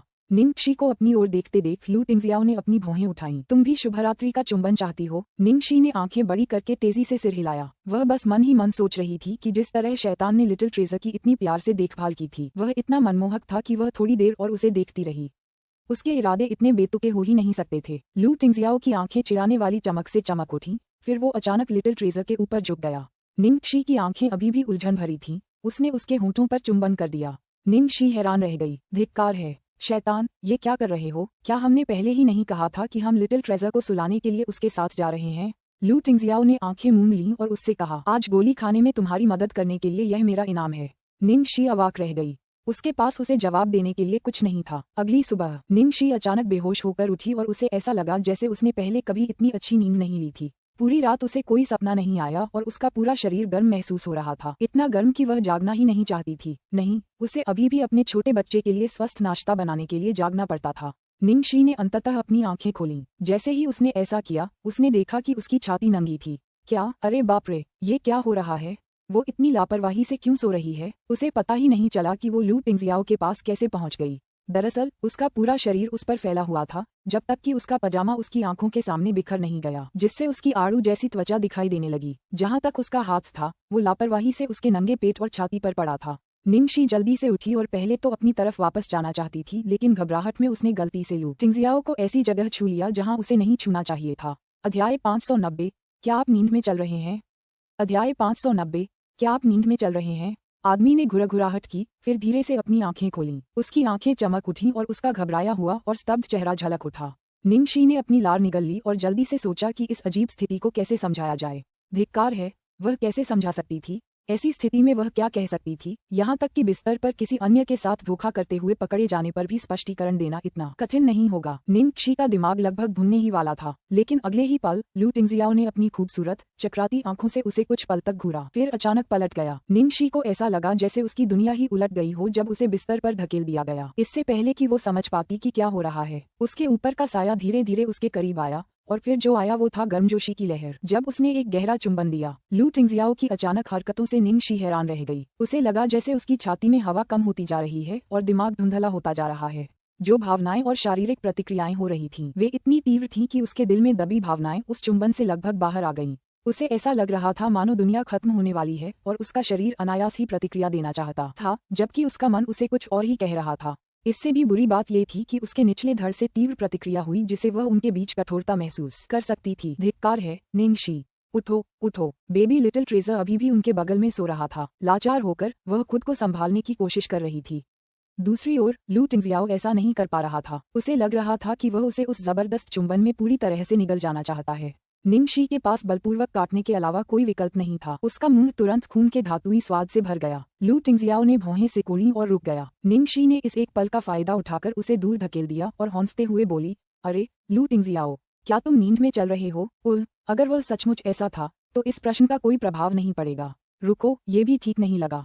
क्या नींद में चलना सिर्फ रात में ही नहीं होना चाहिए? सूरज तो निकल ही चुका था। भ्रमित व्यक्ति को स्पष्टता मिलने लगी और उसने भारी आवाज में कहा, नहीं। निंगशी की पलकें झपकीं और उसका दिल धड़कना बंद हो गया। नहीं। लू टिंगजियाओ की लंबी उंगलियां उसके बालों में घूम रही थीं और उसकी आंखों में वासना की चमक थी। माफ करना, पहले मैं ठीक से सोच नहीं पाया था। मुझे लगा कि मैं सपना देख रहा हूँ। निंगशी अवाक रह गई। वह उसे क्या उत्तर दे सकती थी? क्या ये संभव है कि सपने में शैतान वास्तव में उसे बहकाना चाहता था और उसे चूमकर उसकी जान लेना चाहता था? दरअसल पहले वाली लू टिंगजियाओ उस लू टिंगजियाओ से बिल्कुल अलग थी जिसे वह अक्सर देखती थी। पहले वाला चुंबन तो बहुत ही ज्यादा जबरदस्त था, इतना दबंग कि इससे उसे थोड़ी चिंता हुई। तुम अभी क्या कर रही थी? निंगशी के कुछ कहने से पहले ही लू टिंगजियाओ ने अचानक पूछा। दरअसल इस एक वाक्य से ही उसने खलनायक से पीड़ित की भूमिका निभानी शुरू कर दी। उसका सवाल सुनकर निंगशी को सचमुच अपराधबोध हुआ। वह हकलाते हुए बोली, अच्छा, अगर मैं कहूँ कि मुझे भी नहीं पता तो क्या तुम मेरी बात पर यकीन करोगे? लू टिंगजियाओ ने उसकी आंखों में गहराई से देखा। वह स्पष्ट रूप से अविश्वास से भरा हुआ था। निंगशी बेहद ईमानदार लग रही थी। बिग बॉस, भगवान की कसम, मुझे सच में नहीं पता कैसे, पर जब मैं उठी तो हम ऐसे ही थे। मैं आमतौर पर ज्यादा आराम से सोती हूँ। खैर जो भी हो, ये तो बस एक हादसा था। अध्याय 591, एक अप्रत्याशित विकास। अध्याय 591, एक अप्रत्याशित विकास। निंगशी ने धीरे से बुदबुदाया, तुमने अभी अभी मेरे साथ भी कुछ ऐसा ही किया था, तो क्या अब हम बराबर हैं? लू टिंगजियाओ ने कुछ सोचा, फिर उसने सिर हिलाया, ठीक है, हम बराबरी पर हैं। निंगशी ने राहत की सांस ली, हालांकि फिर भी कुछ अजीब सा लग रहा था। ये तो ठीक नहीं था। ये कैसे हो सकता था? नुकसान तो उसी का था। खैर, वो ही पलटी थी। अगर वो न होती तो लू टिंगजियाओ ने जो किया वो न होता। अच्छा बॉस, क्या आप उठ सकते हैं? मुझे नाश्ता बनाने जाना है। निंगशी ने कमजोरी से पूछा, जैसे बच निकलने की कोशिश कर रही हो। लू टिंगजियाओ ने तुरंत कोई कदम नहीं उठाया, बल्कि उसकी आंखों में गौर से देखा। निंगशी को पता नहीं था कि उस समय वह कैसी दिख रही थी। लड़की के गाल आकर्षक ढंग से लाल हो गए थे, उसके होंठ जोश भरे चुंबन से थोड़े सूज गए थे। उसका पजामा सिकुड़ा हुआ था और उसके लंबे काले बाल पंखों वाले तकिए पर स्याही की तरह लहरा रहे थे। लू टिंगजियाओ ने सवाल करना शुरू कर दिया कि यह कैसे संभव था कि वह इतने समय तक अपने जंगली इरादों को दबाए रहा। लू टिंगजियाओ, निंगशी ने अनिश्चितता से पूछा। उसकी लेजर जैसी घूरती निगाह से उसे डर लग रहा था। लू टिंगजियाओ अपनी सामान्य अवस्था में आ गया और खुद को सहारा दिया। निंगशी खरगोश की तरह भाग गई। उसने जल्दी से नाश्ते के लिए पौष्टिक व्यंजन परोस दिया। फिर लू टिंगजियाओ और छोटे बन को मेज पर बुलाया। आज वह छोटा बच्चा बहुत खुश लग रहा था। उसका चेहरा सामान्य से अधिक चमक रहा था और उसने सामान्य से कहीं अधिक खाना खाया। कुछ देर पहले निंगशी को अभी भी अफसोस हो रहा था कि लू टिंगजियाओ ने कल रात उसे रोक लिया, क्योंकि वह सोच रही थी कि यह कितना अनुचित था। लेकिन लिटिल ट्रेजर को खुश देखकर उसने अपना विचार बदल दिया। छोटा बच्चा हमेशा उसके दिल में सर्वोच्च प्राथमिकता रखता था और जब तक वह खुश रहता था तब तक कुछ भी मायने नहीं रखता था। नाश्ते के बाद लू टिंगजियाओ सोफे पर अखबार पढ़ रहा था, जबकि छोटा बच्चा उसके बगल में बैठा था और निंगकसी की एक किताब पकड़े हुए अपने लेखन बोर्ड के माध्यम से उससे संवाद कर रहा था। हालांकि उसे इसकी विषय वस्तु समझ में नहीं आ रही थी। उन दोनों ने मिलकर धूप में एक गर्मजोशी भरा चित्र बनाया, जिससे एक शांत वातावरण उत्पन्न हुआ, जिसने उन्हें देखने वाले हर व्यक्ति में प्रेम और आत्मीयता की भावना उत्पन्न की। अचानक निंगशी का फोन बज उठा। निंगशी ने अपने फोन पर नजर डाली और ये देखकर हैरान रह गई कि यह उसके दादाजी का फोन था। लू टिंगजियाओ ने देखा कि कुछ गड़बड़ है, इसलिए उसने पूछा, क्या हुआ? वह कौन फोन कर रहा है? ये मेरे दादाजी हैं। निंगशी ने भौहें चढ़ाईं। क्या कल रात ही सब कुछ तय नहीं हो गया था? क्या दादाजी ने अपना मन बदल लिया है? निंगशी ने होंठ चबाते हुए घबराहट में फोन उठाया। नमस्ते दादाजी। जियाओशी, मुझे तुमसे कुछ पूछना है। क्या तुम मुझसे कुछ छिपा रही हो? बुजुर्ग ने अजीब सी गंभीर आवाज में उससे सीधे पूछा। निंगशी ने जवाब दिया, तुम्हारा क्या मतलब है? कुछ भी असामान्य नहीं हुआ है। मैं शी शेकिंग के बारे में बात कर रहा हूँ। निंगशी ने नाम सुनकर बुरा महसूस किया। क्या शी शेकिंग ने अपना वादा तोड़कर कुछ ऐसा कह दिया जो उसे नहीं कहना चाहिए था? असंभव, वह ऐसा व्यक्ति नहीं दिखता था जो वादा तोड़ दे। दादाजी, मिस्टर शी को क्या हुआ? मैं सचमुच नहीं जानती कि आप किस बारे में बात कर रहे हैं। बुजुर्ग काफी गुस्से में थे और उन्होंने उसे डांटा। तुम्हें नहीं पता? तो क्या तुम मुझे बता सकती हो कि कल तुमसे मिलने के बाद उसने साधु बनने का फैसला क्यों किया? क्या? दादाजी ने अभी क्या कहा? निंगशी चौंक गई और लगभग फोन गिर ही गया। दादाजी, आप क्या कह रहे हैं? साधु बन जाएंगे? अध्याय 592, विनाशकारी शक्ति का एक महान प्रहार। अध्याय 592, विनाशकारी शक्ति का एक महान प्रहार। शी शेकिंग भिक्षु बनने जा रहा है? दादाजी, क्या आपको यकीन है? क्या आप मेरी टांग खींच रहे हैं? निंगशी ने पूछा। उसे विश्वास नहीं हुआ कि बुजुर्ग ने क्या कहा था। लू टिंगजियाओ ने निंगशी की अपने दादाजी के साथ बातचीत सुनकर अविश्वास से भौहें चढ़ाईं। उसने सोचा कि शी शेकिंग वाला मामला कल रात ही सुलझ गया होगा। आखिर ये कैसे हो गया? बुजुर्ग ने गुस्से से कहा। ऐसे समय में मैं तुमसे मजाक क्यों कर रहा हूँ? शी परिवार का वह युवक पहले से ही मंदिर में है। वह आज दोपहर को अपने बाल मुंडवाने वाला है। इसमें कौन सा हिस्सा मजाक लग रहा है? निंगशी उलझन में पड़ गई और उसने हकलाते हुए कहा, यह असंभव है। क्या कोई और कारण हो सकता है? तुम ऐसा क्यों सोचती हो कि यह मेरी वजह से हुआ? और क्या हो सकता है? जाने से पहले तो वह बिल्कुल ठीक ठाक व्यवहार कर रहा था, लेकिन तुम्हारे साथ खाना खाने के बाद उसने अचानक अपने परिवार से कह दिया कि वह साधु बनना चाहता है। सबसे बड़ा शक तो तुम पर ही है। बुजुर्ग ने आगे कहा, जियाओशी, जरा सोचो कि कल रात क्या हुआ था। साधु बनना कोई मामूली बात नहीं है। अगर ये तुमसे जुड़ा है तो मैं इस हालत में बुजुर्ग शी का सामना कैसे कर सकता हूँ? निंगशी को अचानक अपराध बोध हुआ। दरअसल कल रात बहुत कुछ हुआ। क्या उसने अपना संदेश स्पष्ट रूप से उस तक पहुँचाने के लिए बहुत अधिक प्रयास किया? फिर भी यह उस बिंदु तक नहीं पहुंचा होगा कि वह तुरंत भिक्षु बनने का निर्णय ले लेता। दादाजी, आप अभी कहाँ हैं? पृष्ठभूमि में मंत्रोच्चार की आवाज सुनकर उसने पूछा। मैं अभी फाहुआ मंदिर में हूँ। शेकिंग के दादा और माता पिता भी यहाँ हैं। जियाओशी, कृपया आ जाओ क्योंकि मैं तुम्हें फोन पर सब कुछ स्पष्ट रूप से नहीं समझा सकता। ठीक है, मैं अभी आता हूँ। फोन रखने के बाद निंगशी ने लू टिंगजियाओ को घबराई हुई नजर से देखा। शैतान के हमले में वाकई बहुत बड़ी विनाशकारी शक्ति थी। शी शेकिंग भिक्षु बनने जा रहे हैं? निंगशी ने सिर हिलाया और जाने के लिए खड़ी हो गई। हाँ, और लगता है ये मेरी वजह से हुआ है। मुझे फाहुआ मंदिर तुरंत जाना है। मैं तुम्हारे साथ चलूंगा। छोड़ो भी, अगर वो तुम्हें देखने के बाद कुछ और भी पागलपन भरा काम कर दे तो क्या होगा? निंगशी ने कड़वाहट से कहा। मैं तुम्हें मंदिर के प्रवेश द्वार तक भेजूंगा, लेकिन आपको काम पर देर हो जाएगी। सुबह कुछ खास नहीं होने वाला। बस एक मीटिंग है जिसमें मैं अपनी जगह जिंगली को बुला सकता हूँ। लू टिंगजियाओ ये कहते हुए पहले से ही लू जिंगली को फोन कर रहा था। लू जिंगली की खुशमिजाज आवाज ने फोन का जवाब दिया। हेलो भाई, इतनी सुबह क्या हो गया? ओह, कुछ हुआ क्या? हे, मैं बाद में बैठक में शामिल नहीं हो पाऊंगा। कृपया मेरी जगह इसमें शामिल हो जाए, लू टिंगजियाओ ने शांति से कहा। लू जिंगली की खुशी अचानक काफूर हो गई। तुम नहीं जा सकती। कल रात क्या हुआ था? क्या तुम और जियाओ शी शेकिंग अब भिक्षु बनने जा रही है और मुझे निंगशी के साथ फाहुआ मंदिर जाना है? लू टिंगजियाओ के जवाब ने लू जिंगली की बेकाबू कल्पना को रोक दिया। क्या? लू जिंगली ने आश्चर्य से कहा। भिक्षु बन जाओ? क्या तुम मजाक कर रहे हो? लू जिंगली को अभी भी यकीन नहीं हो रहा था कि उसने क्या सुना था। ये ताज़ा घटनाक्रम किसी गपशप की कल्पना मात्र था। सबसे महत्वपूर्ण बात यह है कि इतने महत्वपूर्ण क्षण में उन्हें कैसे नजरअंदाज किया जा सकता है। उन्होंने तुरंत अपने मैनेजर को फोन किया और उसे बैठक आयोजित करने को कहा। फिर वे फहुआ मंदिर की ओर रवाना हो गए। अध्याय 593, वह प्यार में पड़ गया है। अध्याय 593, वह प्यार में पड़ गया है। फाहुआ मंदिर में लू टिंगजियाओ लिटिल ट्रेजर के साथ कार में इंतजार कर रही थी, जबकि निंगशी अपने दादा के पास पहुंची। सुबह की भीड़ से बचते हुए वह सीधे मंदिर के पिछवाड़े की ओर बढ़ी। तभी उसकी नजर एक जानी पहचानी आकृति पर पड़ी जो एक अधेड़ उम्र के जोड़े के साथ खड़ी थी। उसने मन ही मन सोचा, ये शी शेकिंग के माता पिता ही होंगे। दादाजी, जियो शी, इधर आओ। निंग जियुआन ने जल्दी से अपनी पोती को पुकारा। दादाजी शी, अंकल, आंटी। निंगशी ने आशंकित होकर उनका अभिवादन किया। शी परिवार के तीनों सदस्यों ने उसका गर्मजोशी से स्वागत किया। माँ शी ने तो निंगशी का हाथ भी थाम लिया मानो वह उनकी रक्षक हो। वह खुशी से बोली, क्या तुम जियाओ शी हो? तुम वाकई एक आज्ञाकारी बच्ची लग रही हो। तुम्हारे लौटने के बाद से शी शेकिंग हमें तुम्हारे बारे में सब कुछ बता रही है। निंगशी अपनी माँ से मिली प्रशंसा से आश्चर्यचकित था क्योंकि उसने इसके बदले में अच्छी डांट की अपेक्षा की थी। डरो मत मेरी प्यारी, तुम्हारे दादाजी अभी फोन पर कुछ ज्यादा ही गुस्सा दिखा रहे थे। हम सब जानते हैं कि यह मामला तुमसे जुड़ा नहीं है। शेकिंग ने कल रात हमें बताया था कि उसे लगता है कि तुम दोनों दोस्त बनकर ज्यादा बेहतर रहेंगे। एक बड़ी आंतरिक हलचल के साथ निंग शी को एक ही समय में राहत और अपराध बोध महसूस हुआ। उसे संदेह था कि शी शिकिंग ने उनके सौदे के बारे में सब कुछ बता दिया है, लेकिन उसने कुछ नहीं कहा बल्कि उसकी प्रशंसा की। धिक्कार है। उसे उम्मीद थी कि वह भी एक अमीर प्लेबॉय ही होगा क्योंकि वह उनसे बेहतर ढंग से निपट सकती है, लेकिन माँ शी ने उसके हाथ पकड़े हुए लाल लाल आंखों से आंसू भरे स्वर में कहा, हमारा यहाँ तुम्हें परेशान करने का कोई इरादा नहीं था। बात बस इतनी है कि हमने हर संभव कोशिश की, पर हमें अभी भी समझ नहीं आ रहा कि उसने भिक्षु बनने का फैसला क्यों किया। इसलिए हमने तुम्हें अपनी आखिरी उम्मीद के तौर पर यहाँ आने के लिए कहा। कल रात उसके लहजे से मुझे लग रहा है कि वह सचमुच तुम्हारा बहुत बड़ा प्रशंसक है, इसलिए मुझे लगता है कि वह तुम्हारी बात मान लेगा। क्या तुम मेरे लिए शिकिंग को मना लोगी? एल्डर शी बोले, मशाल लेकर चलता है। उफ, मुझे यकीन है कि वह लड़का जियाओ शी की प्रशंसा करने के बजाय उससे प्यार करने लगा है। जब मैंने उसे पहली बार बताया कि मैंने उसके लिए एक ब्लाइंड डेट तय की है तो उसने मुझे अस्वीकार कर दिया था, लेकिन जब उसे पता चला कि मैं उसे जियाओ शी के साथ सेट कर रही हूँ तो उसका रवैया पूरी तरह बदल गया। तो फिर उसने ऐसा क्यों कहा कि जियाओ शी उसके टाइप की नहीं है और वे दोस्त के रूप में बेहतर रहेंगे? माँ शी ने असमंजस में पूछा। फादर शी ने अपने विचार व्यक्त किए, हमारा बेटा एक निष्क्रिय लड़का है।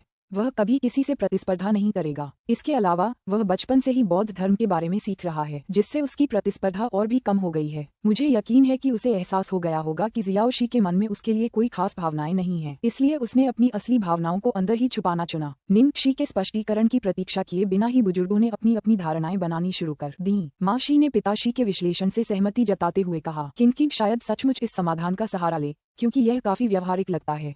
फादर शी ने कांपते स्वर में कहा, मुझे चिंता थी कि एक दिन ऐसा होगा, क्योंकि वह बौद्ध धर्म के अध्ययन में इतना डूबा हुआ है।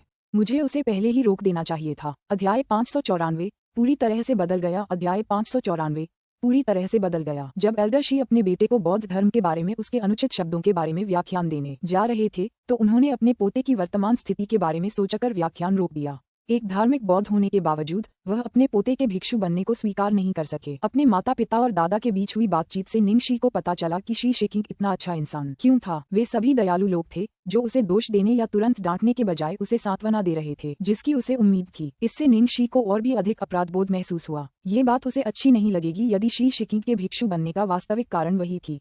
पहले तो उसे संदेह हुआ, लेकिन पहले हुई उनकी बातचीत और उसके अचानक लिए गए निर्णय के पीछे किसी अन्य कारण के बारे में न सोच पाने के कारण ये बात शायद कल रात की घटना पर ही आधारित थी। चूंकि मैं पहले से ही यहाँ हूँ इसलिए मुझे ज्यादा आत्मविश्वास नहीं है, लेकिन मैं अपनी पूरी कोशिश करूंगी, ठीक है?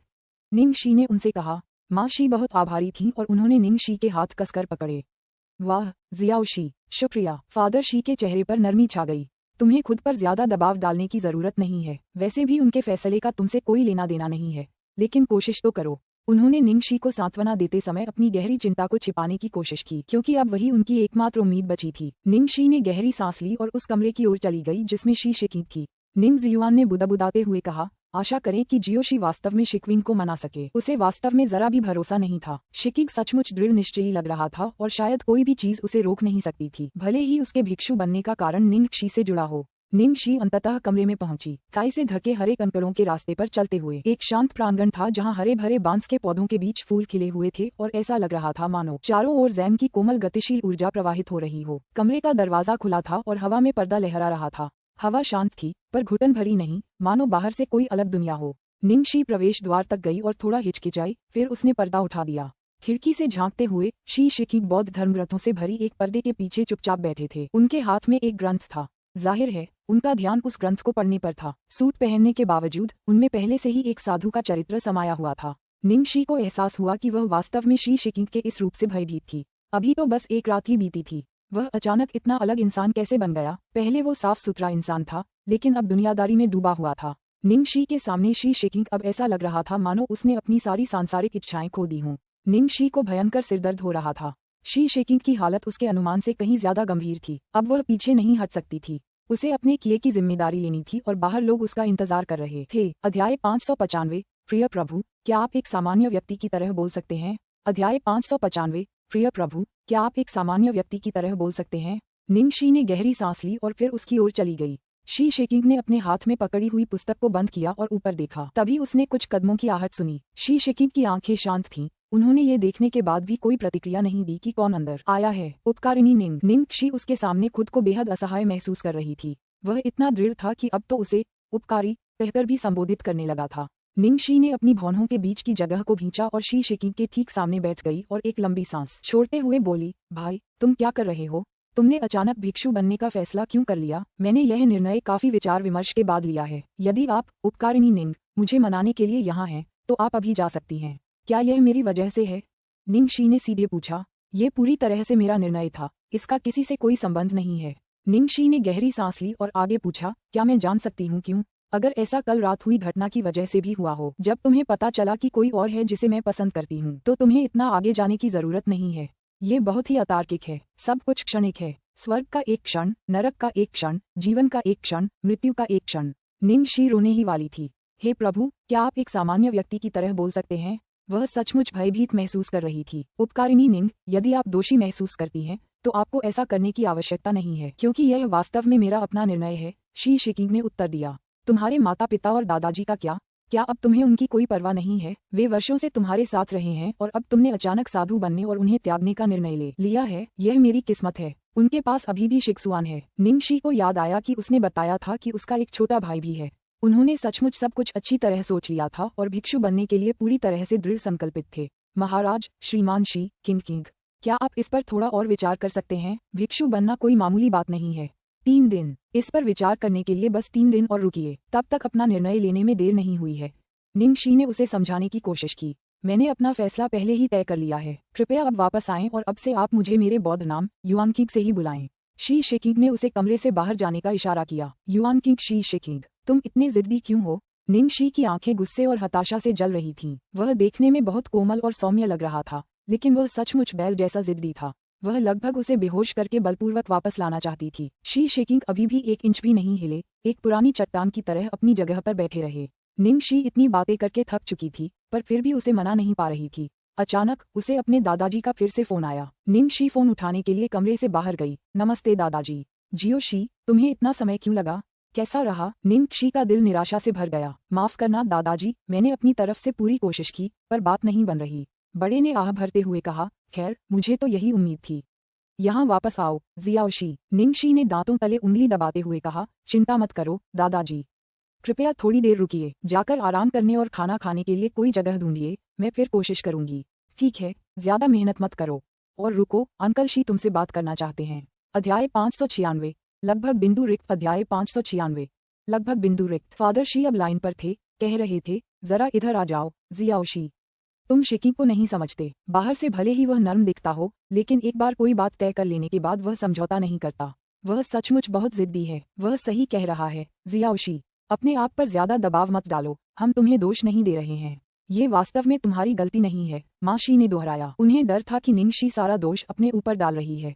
अंकल, आंटी, मैं समझ रहा हूँ, लेकिन मैं तब तक पीछे नहीं हटूंगा जब तक मैं अपनी तरफ से पूरी कोशिश न कर लूं। मुझे एक बार और कोशिश करने दो। कॉल समाप्त होने के बाद निंगशी के चेहरे के भाव तेजी से बदल गए। उसे मार मारकर जबरदस्ती वापस ले जाना कोई अच्छा उपाय नहीं होगा। अगर शी शिकिंग अपना मन नहीं बदलने वाला था, तो वह उसके जागते ही चला जाएगा। क्या करे वह? उसी समय मंदिर के पास एक बड़े पेड़ के नीचे एक काली कार खड़ी थी। लू टिंगजियाओ ने अपने फोन पर समय देखते हुए भौहें चढ़ाईं। उसे इतना समय क्यों लग रहा है?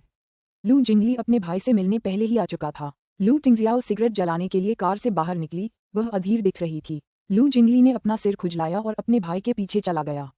हम यहाँ बैठकर इंतजार नहीं कर सकते। क्या हमें अंदर जाकर देखना चाहिए कि क्या हो रहा है? मैं नहीं कर सकता। उफ, ठीक है, तुम जाने के लिए सबसे अच्छे इंसान नहीं हो। तुम उसे फिर से पागल कर सकती हो। लू जिंगली बुदबुदाई। फिर उसने कहा, तो मैं चलता हूँ। मैं जाकर देखता हूँ कि क्या हो रहा है। अगर शी परिवार ने निंगशी पर दबाव डाला और उसे कल रात असल में क्या हुआ था ये बताने के लिए मजबूर किया गया, तो ये बहुत बुरा होगा।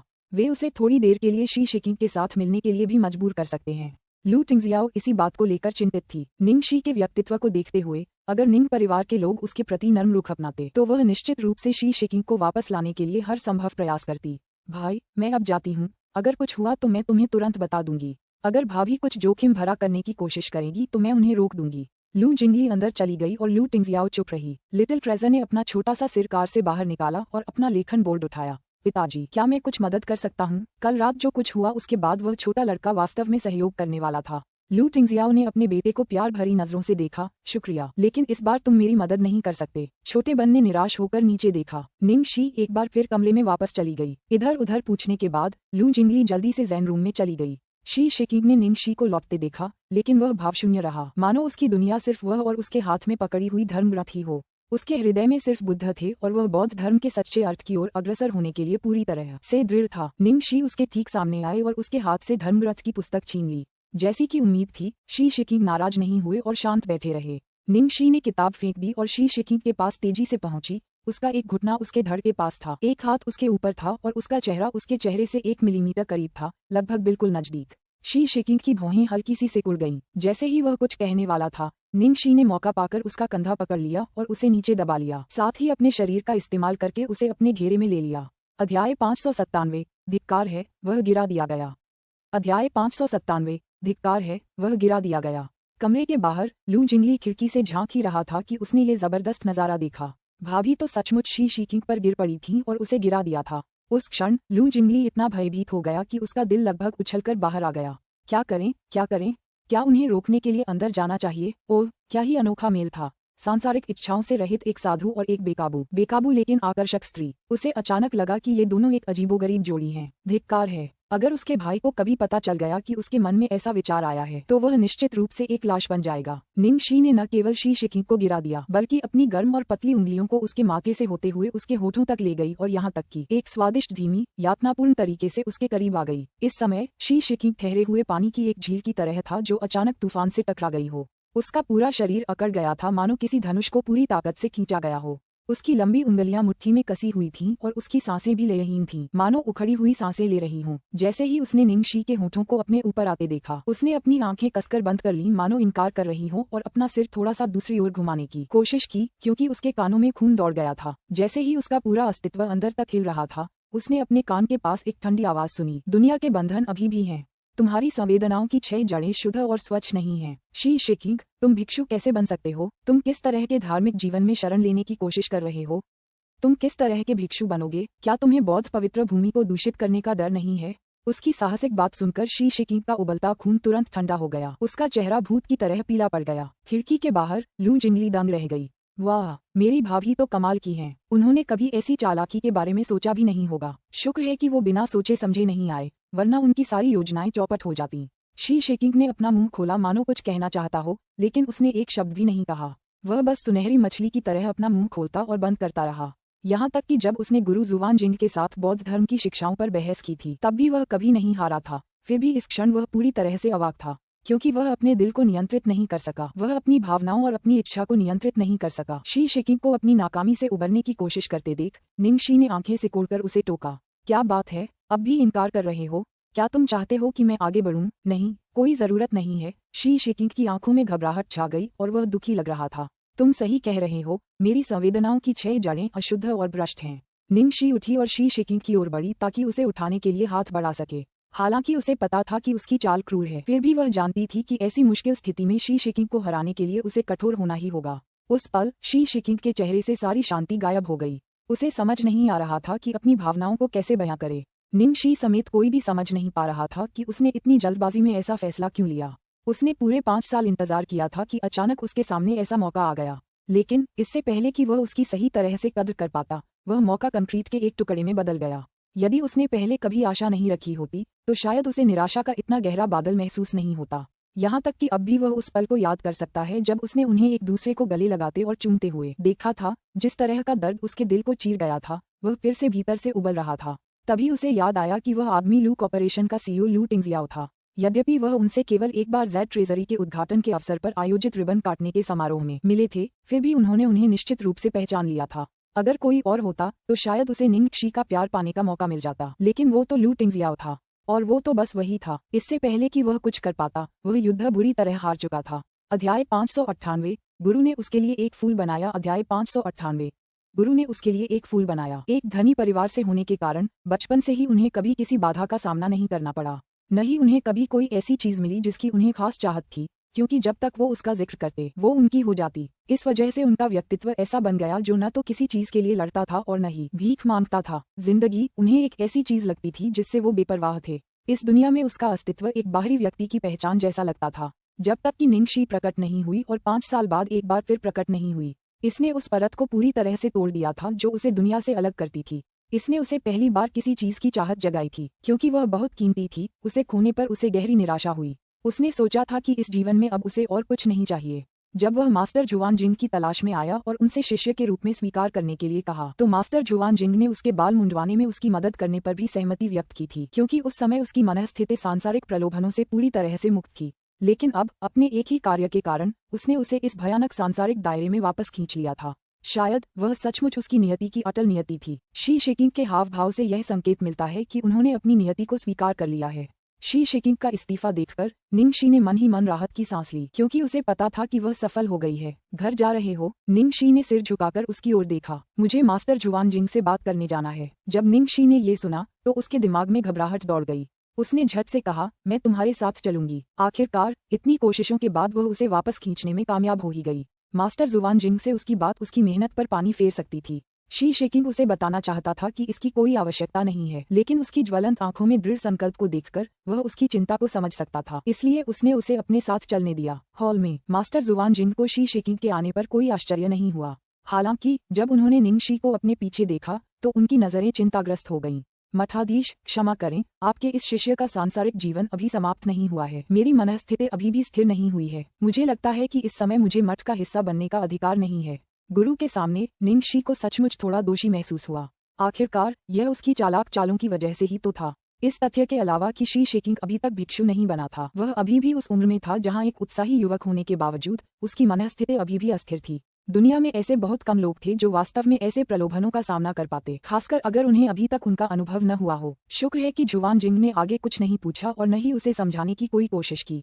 सब कुछ पहले से तय था। अब तुम जा सकते हो। निंगशी ने अपने सामने इस बुद्धिमान वृद्ध भिक्षु को देखा और उसे थोड़ी जिज्ञासा हुई। क्या ये प्रसिद्ध मास्टर जुआनजिंग थे, वह जिसने उसे वह जेड मन का कंगन दिया था जिसका उससे संबंध था? हाँ, आखिरकार वो खुद उस इंसान से मिल ही गई। अब अगर वो उसकी किस्मत परखने में उसकी मदद कर सके, चाहे वो खुशकिस्मत हो या बदकिस्मती, तो बहुत अच्छा होगा। शायद इसे भूल जाना ही बेहतर था। अपने स्तर के किसी गुरु को अपनी किस्मत की जांच करने देना, किसी महान देवता जैसे पात्र से एक छोटे से गांव का सफाया करने और उसके गुर्गों से छुटकारा पाने के लिए कहने जैसा था। तभी अचानक जुआनजिंग ने बातचीत शुरू की। युवा दानवीर, क्या मैं आपकी कुछ मदद कर सकता हूँ? मैं? चूंकि जुआनजिंग ने पहले पूछा था, निंगशी ने अपनी चमड़ी ढीली करते हुए वैसे भी पूछ ही लिया। ज्यादा से ज्यादा उसे बस मना कर दिया जाता।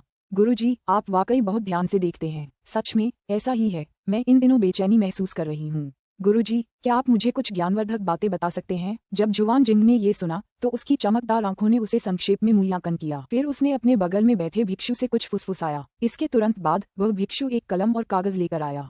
फिर जुआनजिंग ने सुलेख कलम से कागज पर लिखना शुरू किया। उसके लिखने के बाद निंगशी ने कागज ऊपर उठाकर देखा और दंग रह गई। गुरु ने कोई शब्द नहीं लिखा था, बल्कि एक फूल बनाया था। इसका क्या मतलब हो सकता है? अध्याय 599, लड़कियों के साथ छेड़खानी के बिना जीवन। अध्याय 599, लड़कियों के साथ छेड़खानी के बिना जीवन। निंगशी का उद्देश्य स्पष्ट करना था, लेकिन उसी समय एक छोटा भिक्षु दौड़ता हुआ आया और उसने जुआनजिंग को याद दिलाया कि धर्म सभा शुरू होने वाली है। ऐसा लग रहा था कि जुआनजिंग का अपने गुप्त संदेश का मतलब समझाने का कोई इरादा नहीं था। उसने शी शेकिंग और निंगशी को तुरंत विदा किया और जल्दी से वहां से चला गया। निंगशी उलझन में बस शी शेकिंग की ओर मुड़ी। शी जी, आपको गुरु को मुझसे बेहतर समझना चाहिए। देखिए, उन्होंने मेरे लिए ये फूल बनाया है। इसका क्या मतलब हो सकता है? शी शेकिंग ने कागज उठाकर उसका बारीकी से विश्लेषण किया, लेकिन उसे भी कुछ समझ नहीं आया। मैं एबॉट की सोच का अंदाजा भी नहीं लगा सकता। उसके ऐसा कहने के बाद शी शेकिंग ने उसके सामने आश्चर्य व्यक्त किया। हर दिन कई लोग मास्टर से इसी तरह के प्रश्न पूछते हैं और हर बार उनका जवाब यही होता है कि सब कुछ नियति के अनुसार होता है। उनके द्वारा वास्तव में आपके लिए व्यक्तिगत रूप से कुछ बनाना बहुत अप्रत्याशित है। निंगशी का मुंह फड़क उठा और वह धीरे से बुदबुदाई। ठीक है, अगर तुम इसे ऐसे ही कहते हो तो भले ही मैं सम्मानित महसूस कर रही हूँ। ये फूल थोड़ा ज्यादा रहस्यमयी है ना? इसे छोड़ो, मैं घर जाकर इस पर सो जाऊंगी। हॉल से निकलने से ठीक पहले शी शेकिंग ने मुड़कर बुद्ध की मूर्ति को काफी देर तक देखा। निंगशी ने उसके कंधों पर हाथ रखा और उसे मजबूती से संभाला, उसे और देखने नहीं दिया। अरे अब और मत देखो, साधु होने में क्या फायदा? तुम रोज बौद्ध धर्मग्रंथ पढ़ते हो, तुम शराब नहीं पी सकते, मांस नहीं खा सकते, तुम शादी भी नहीं कर सकते।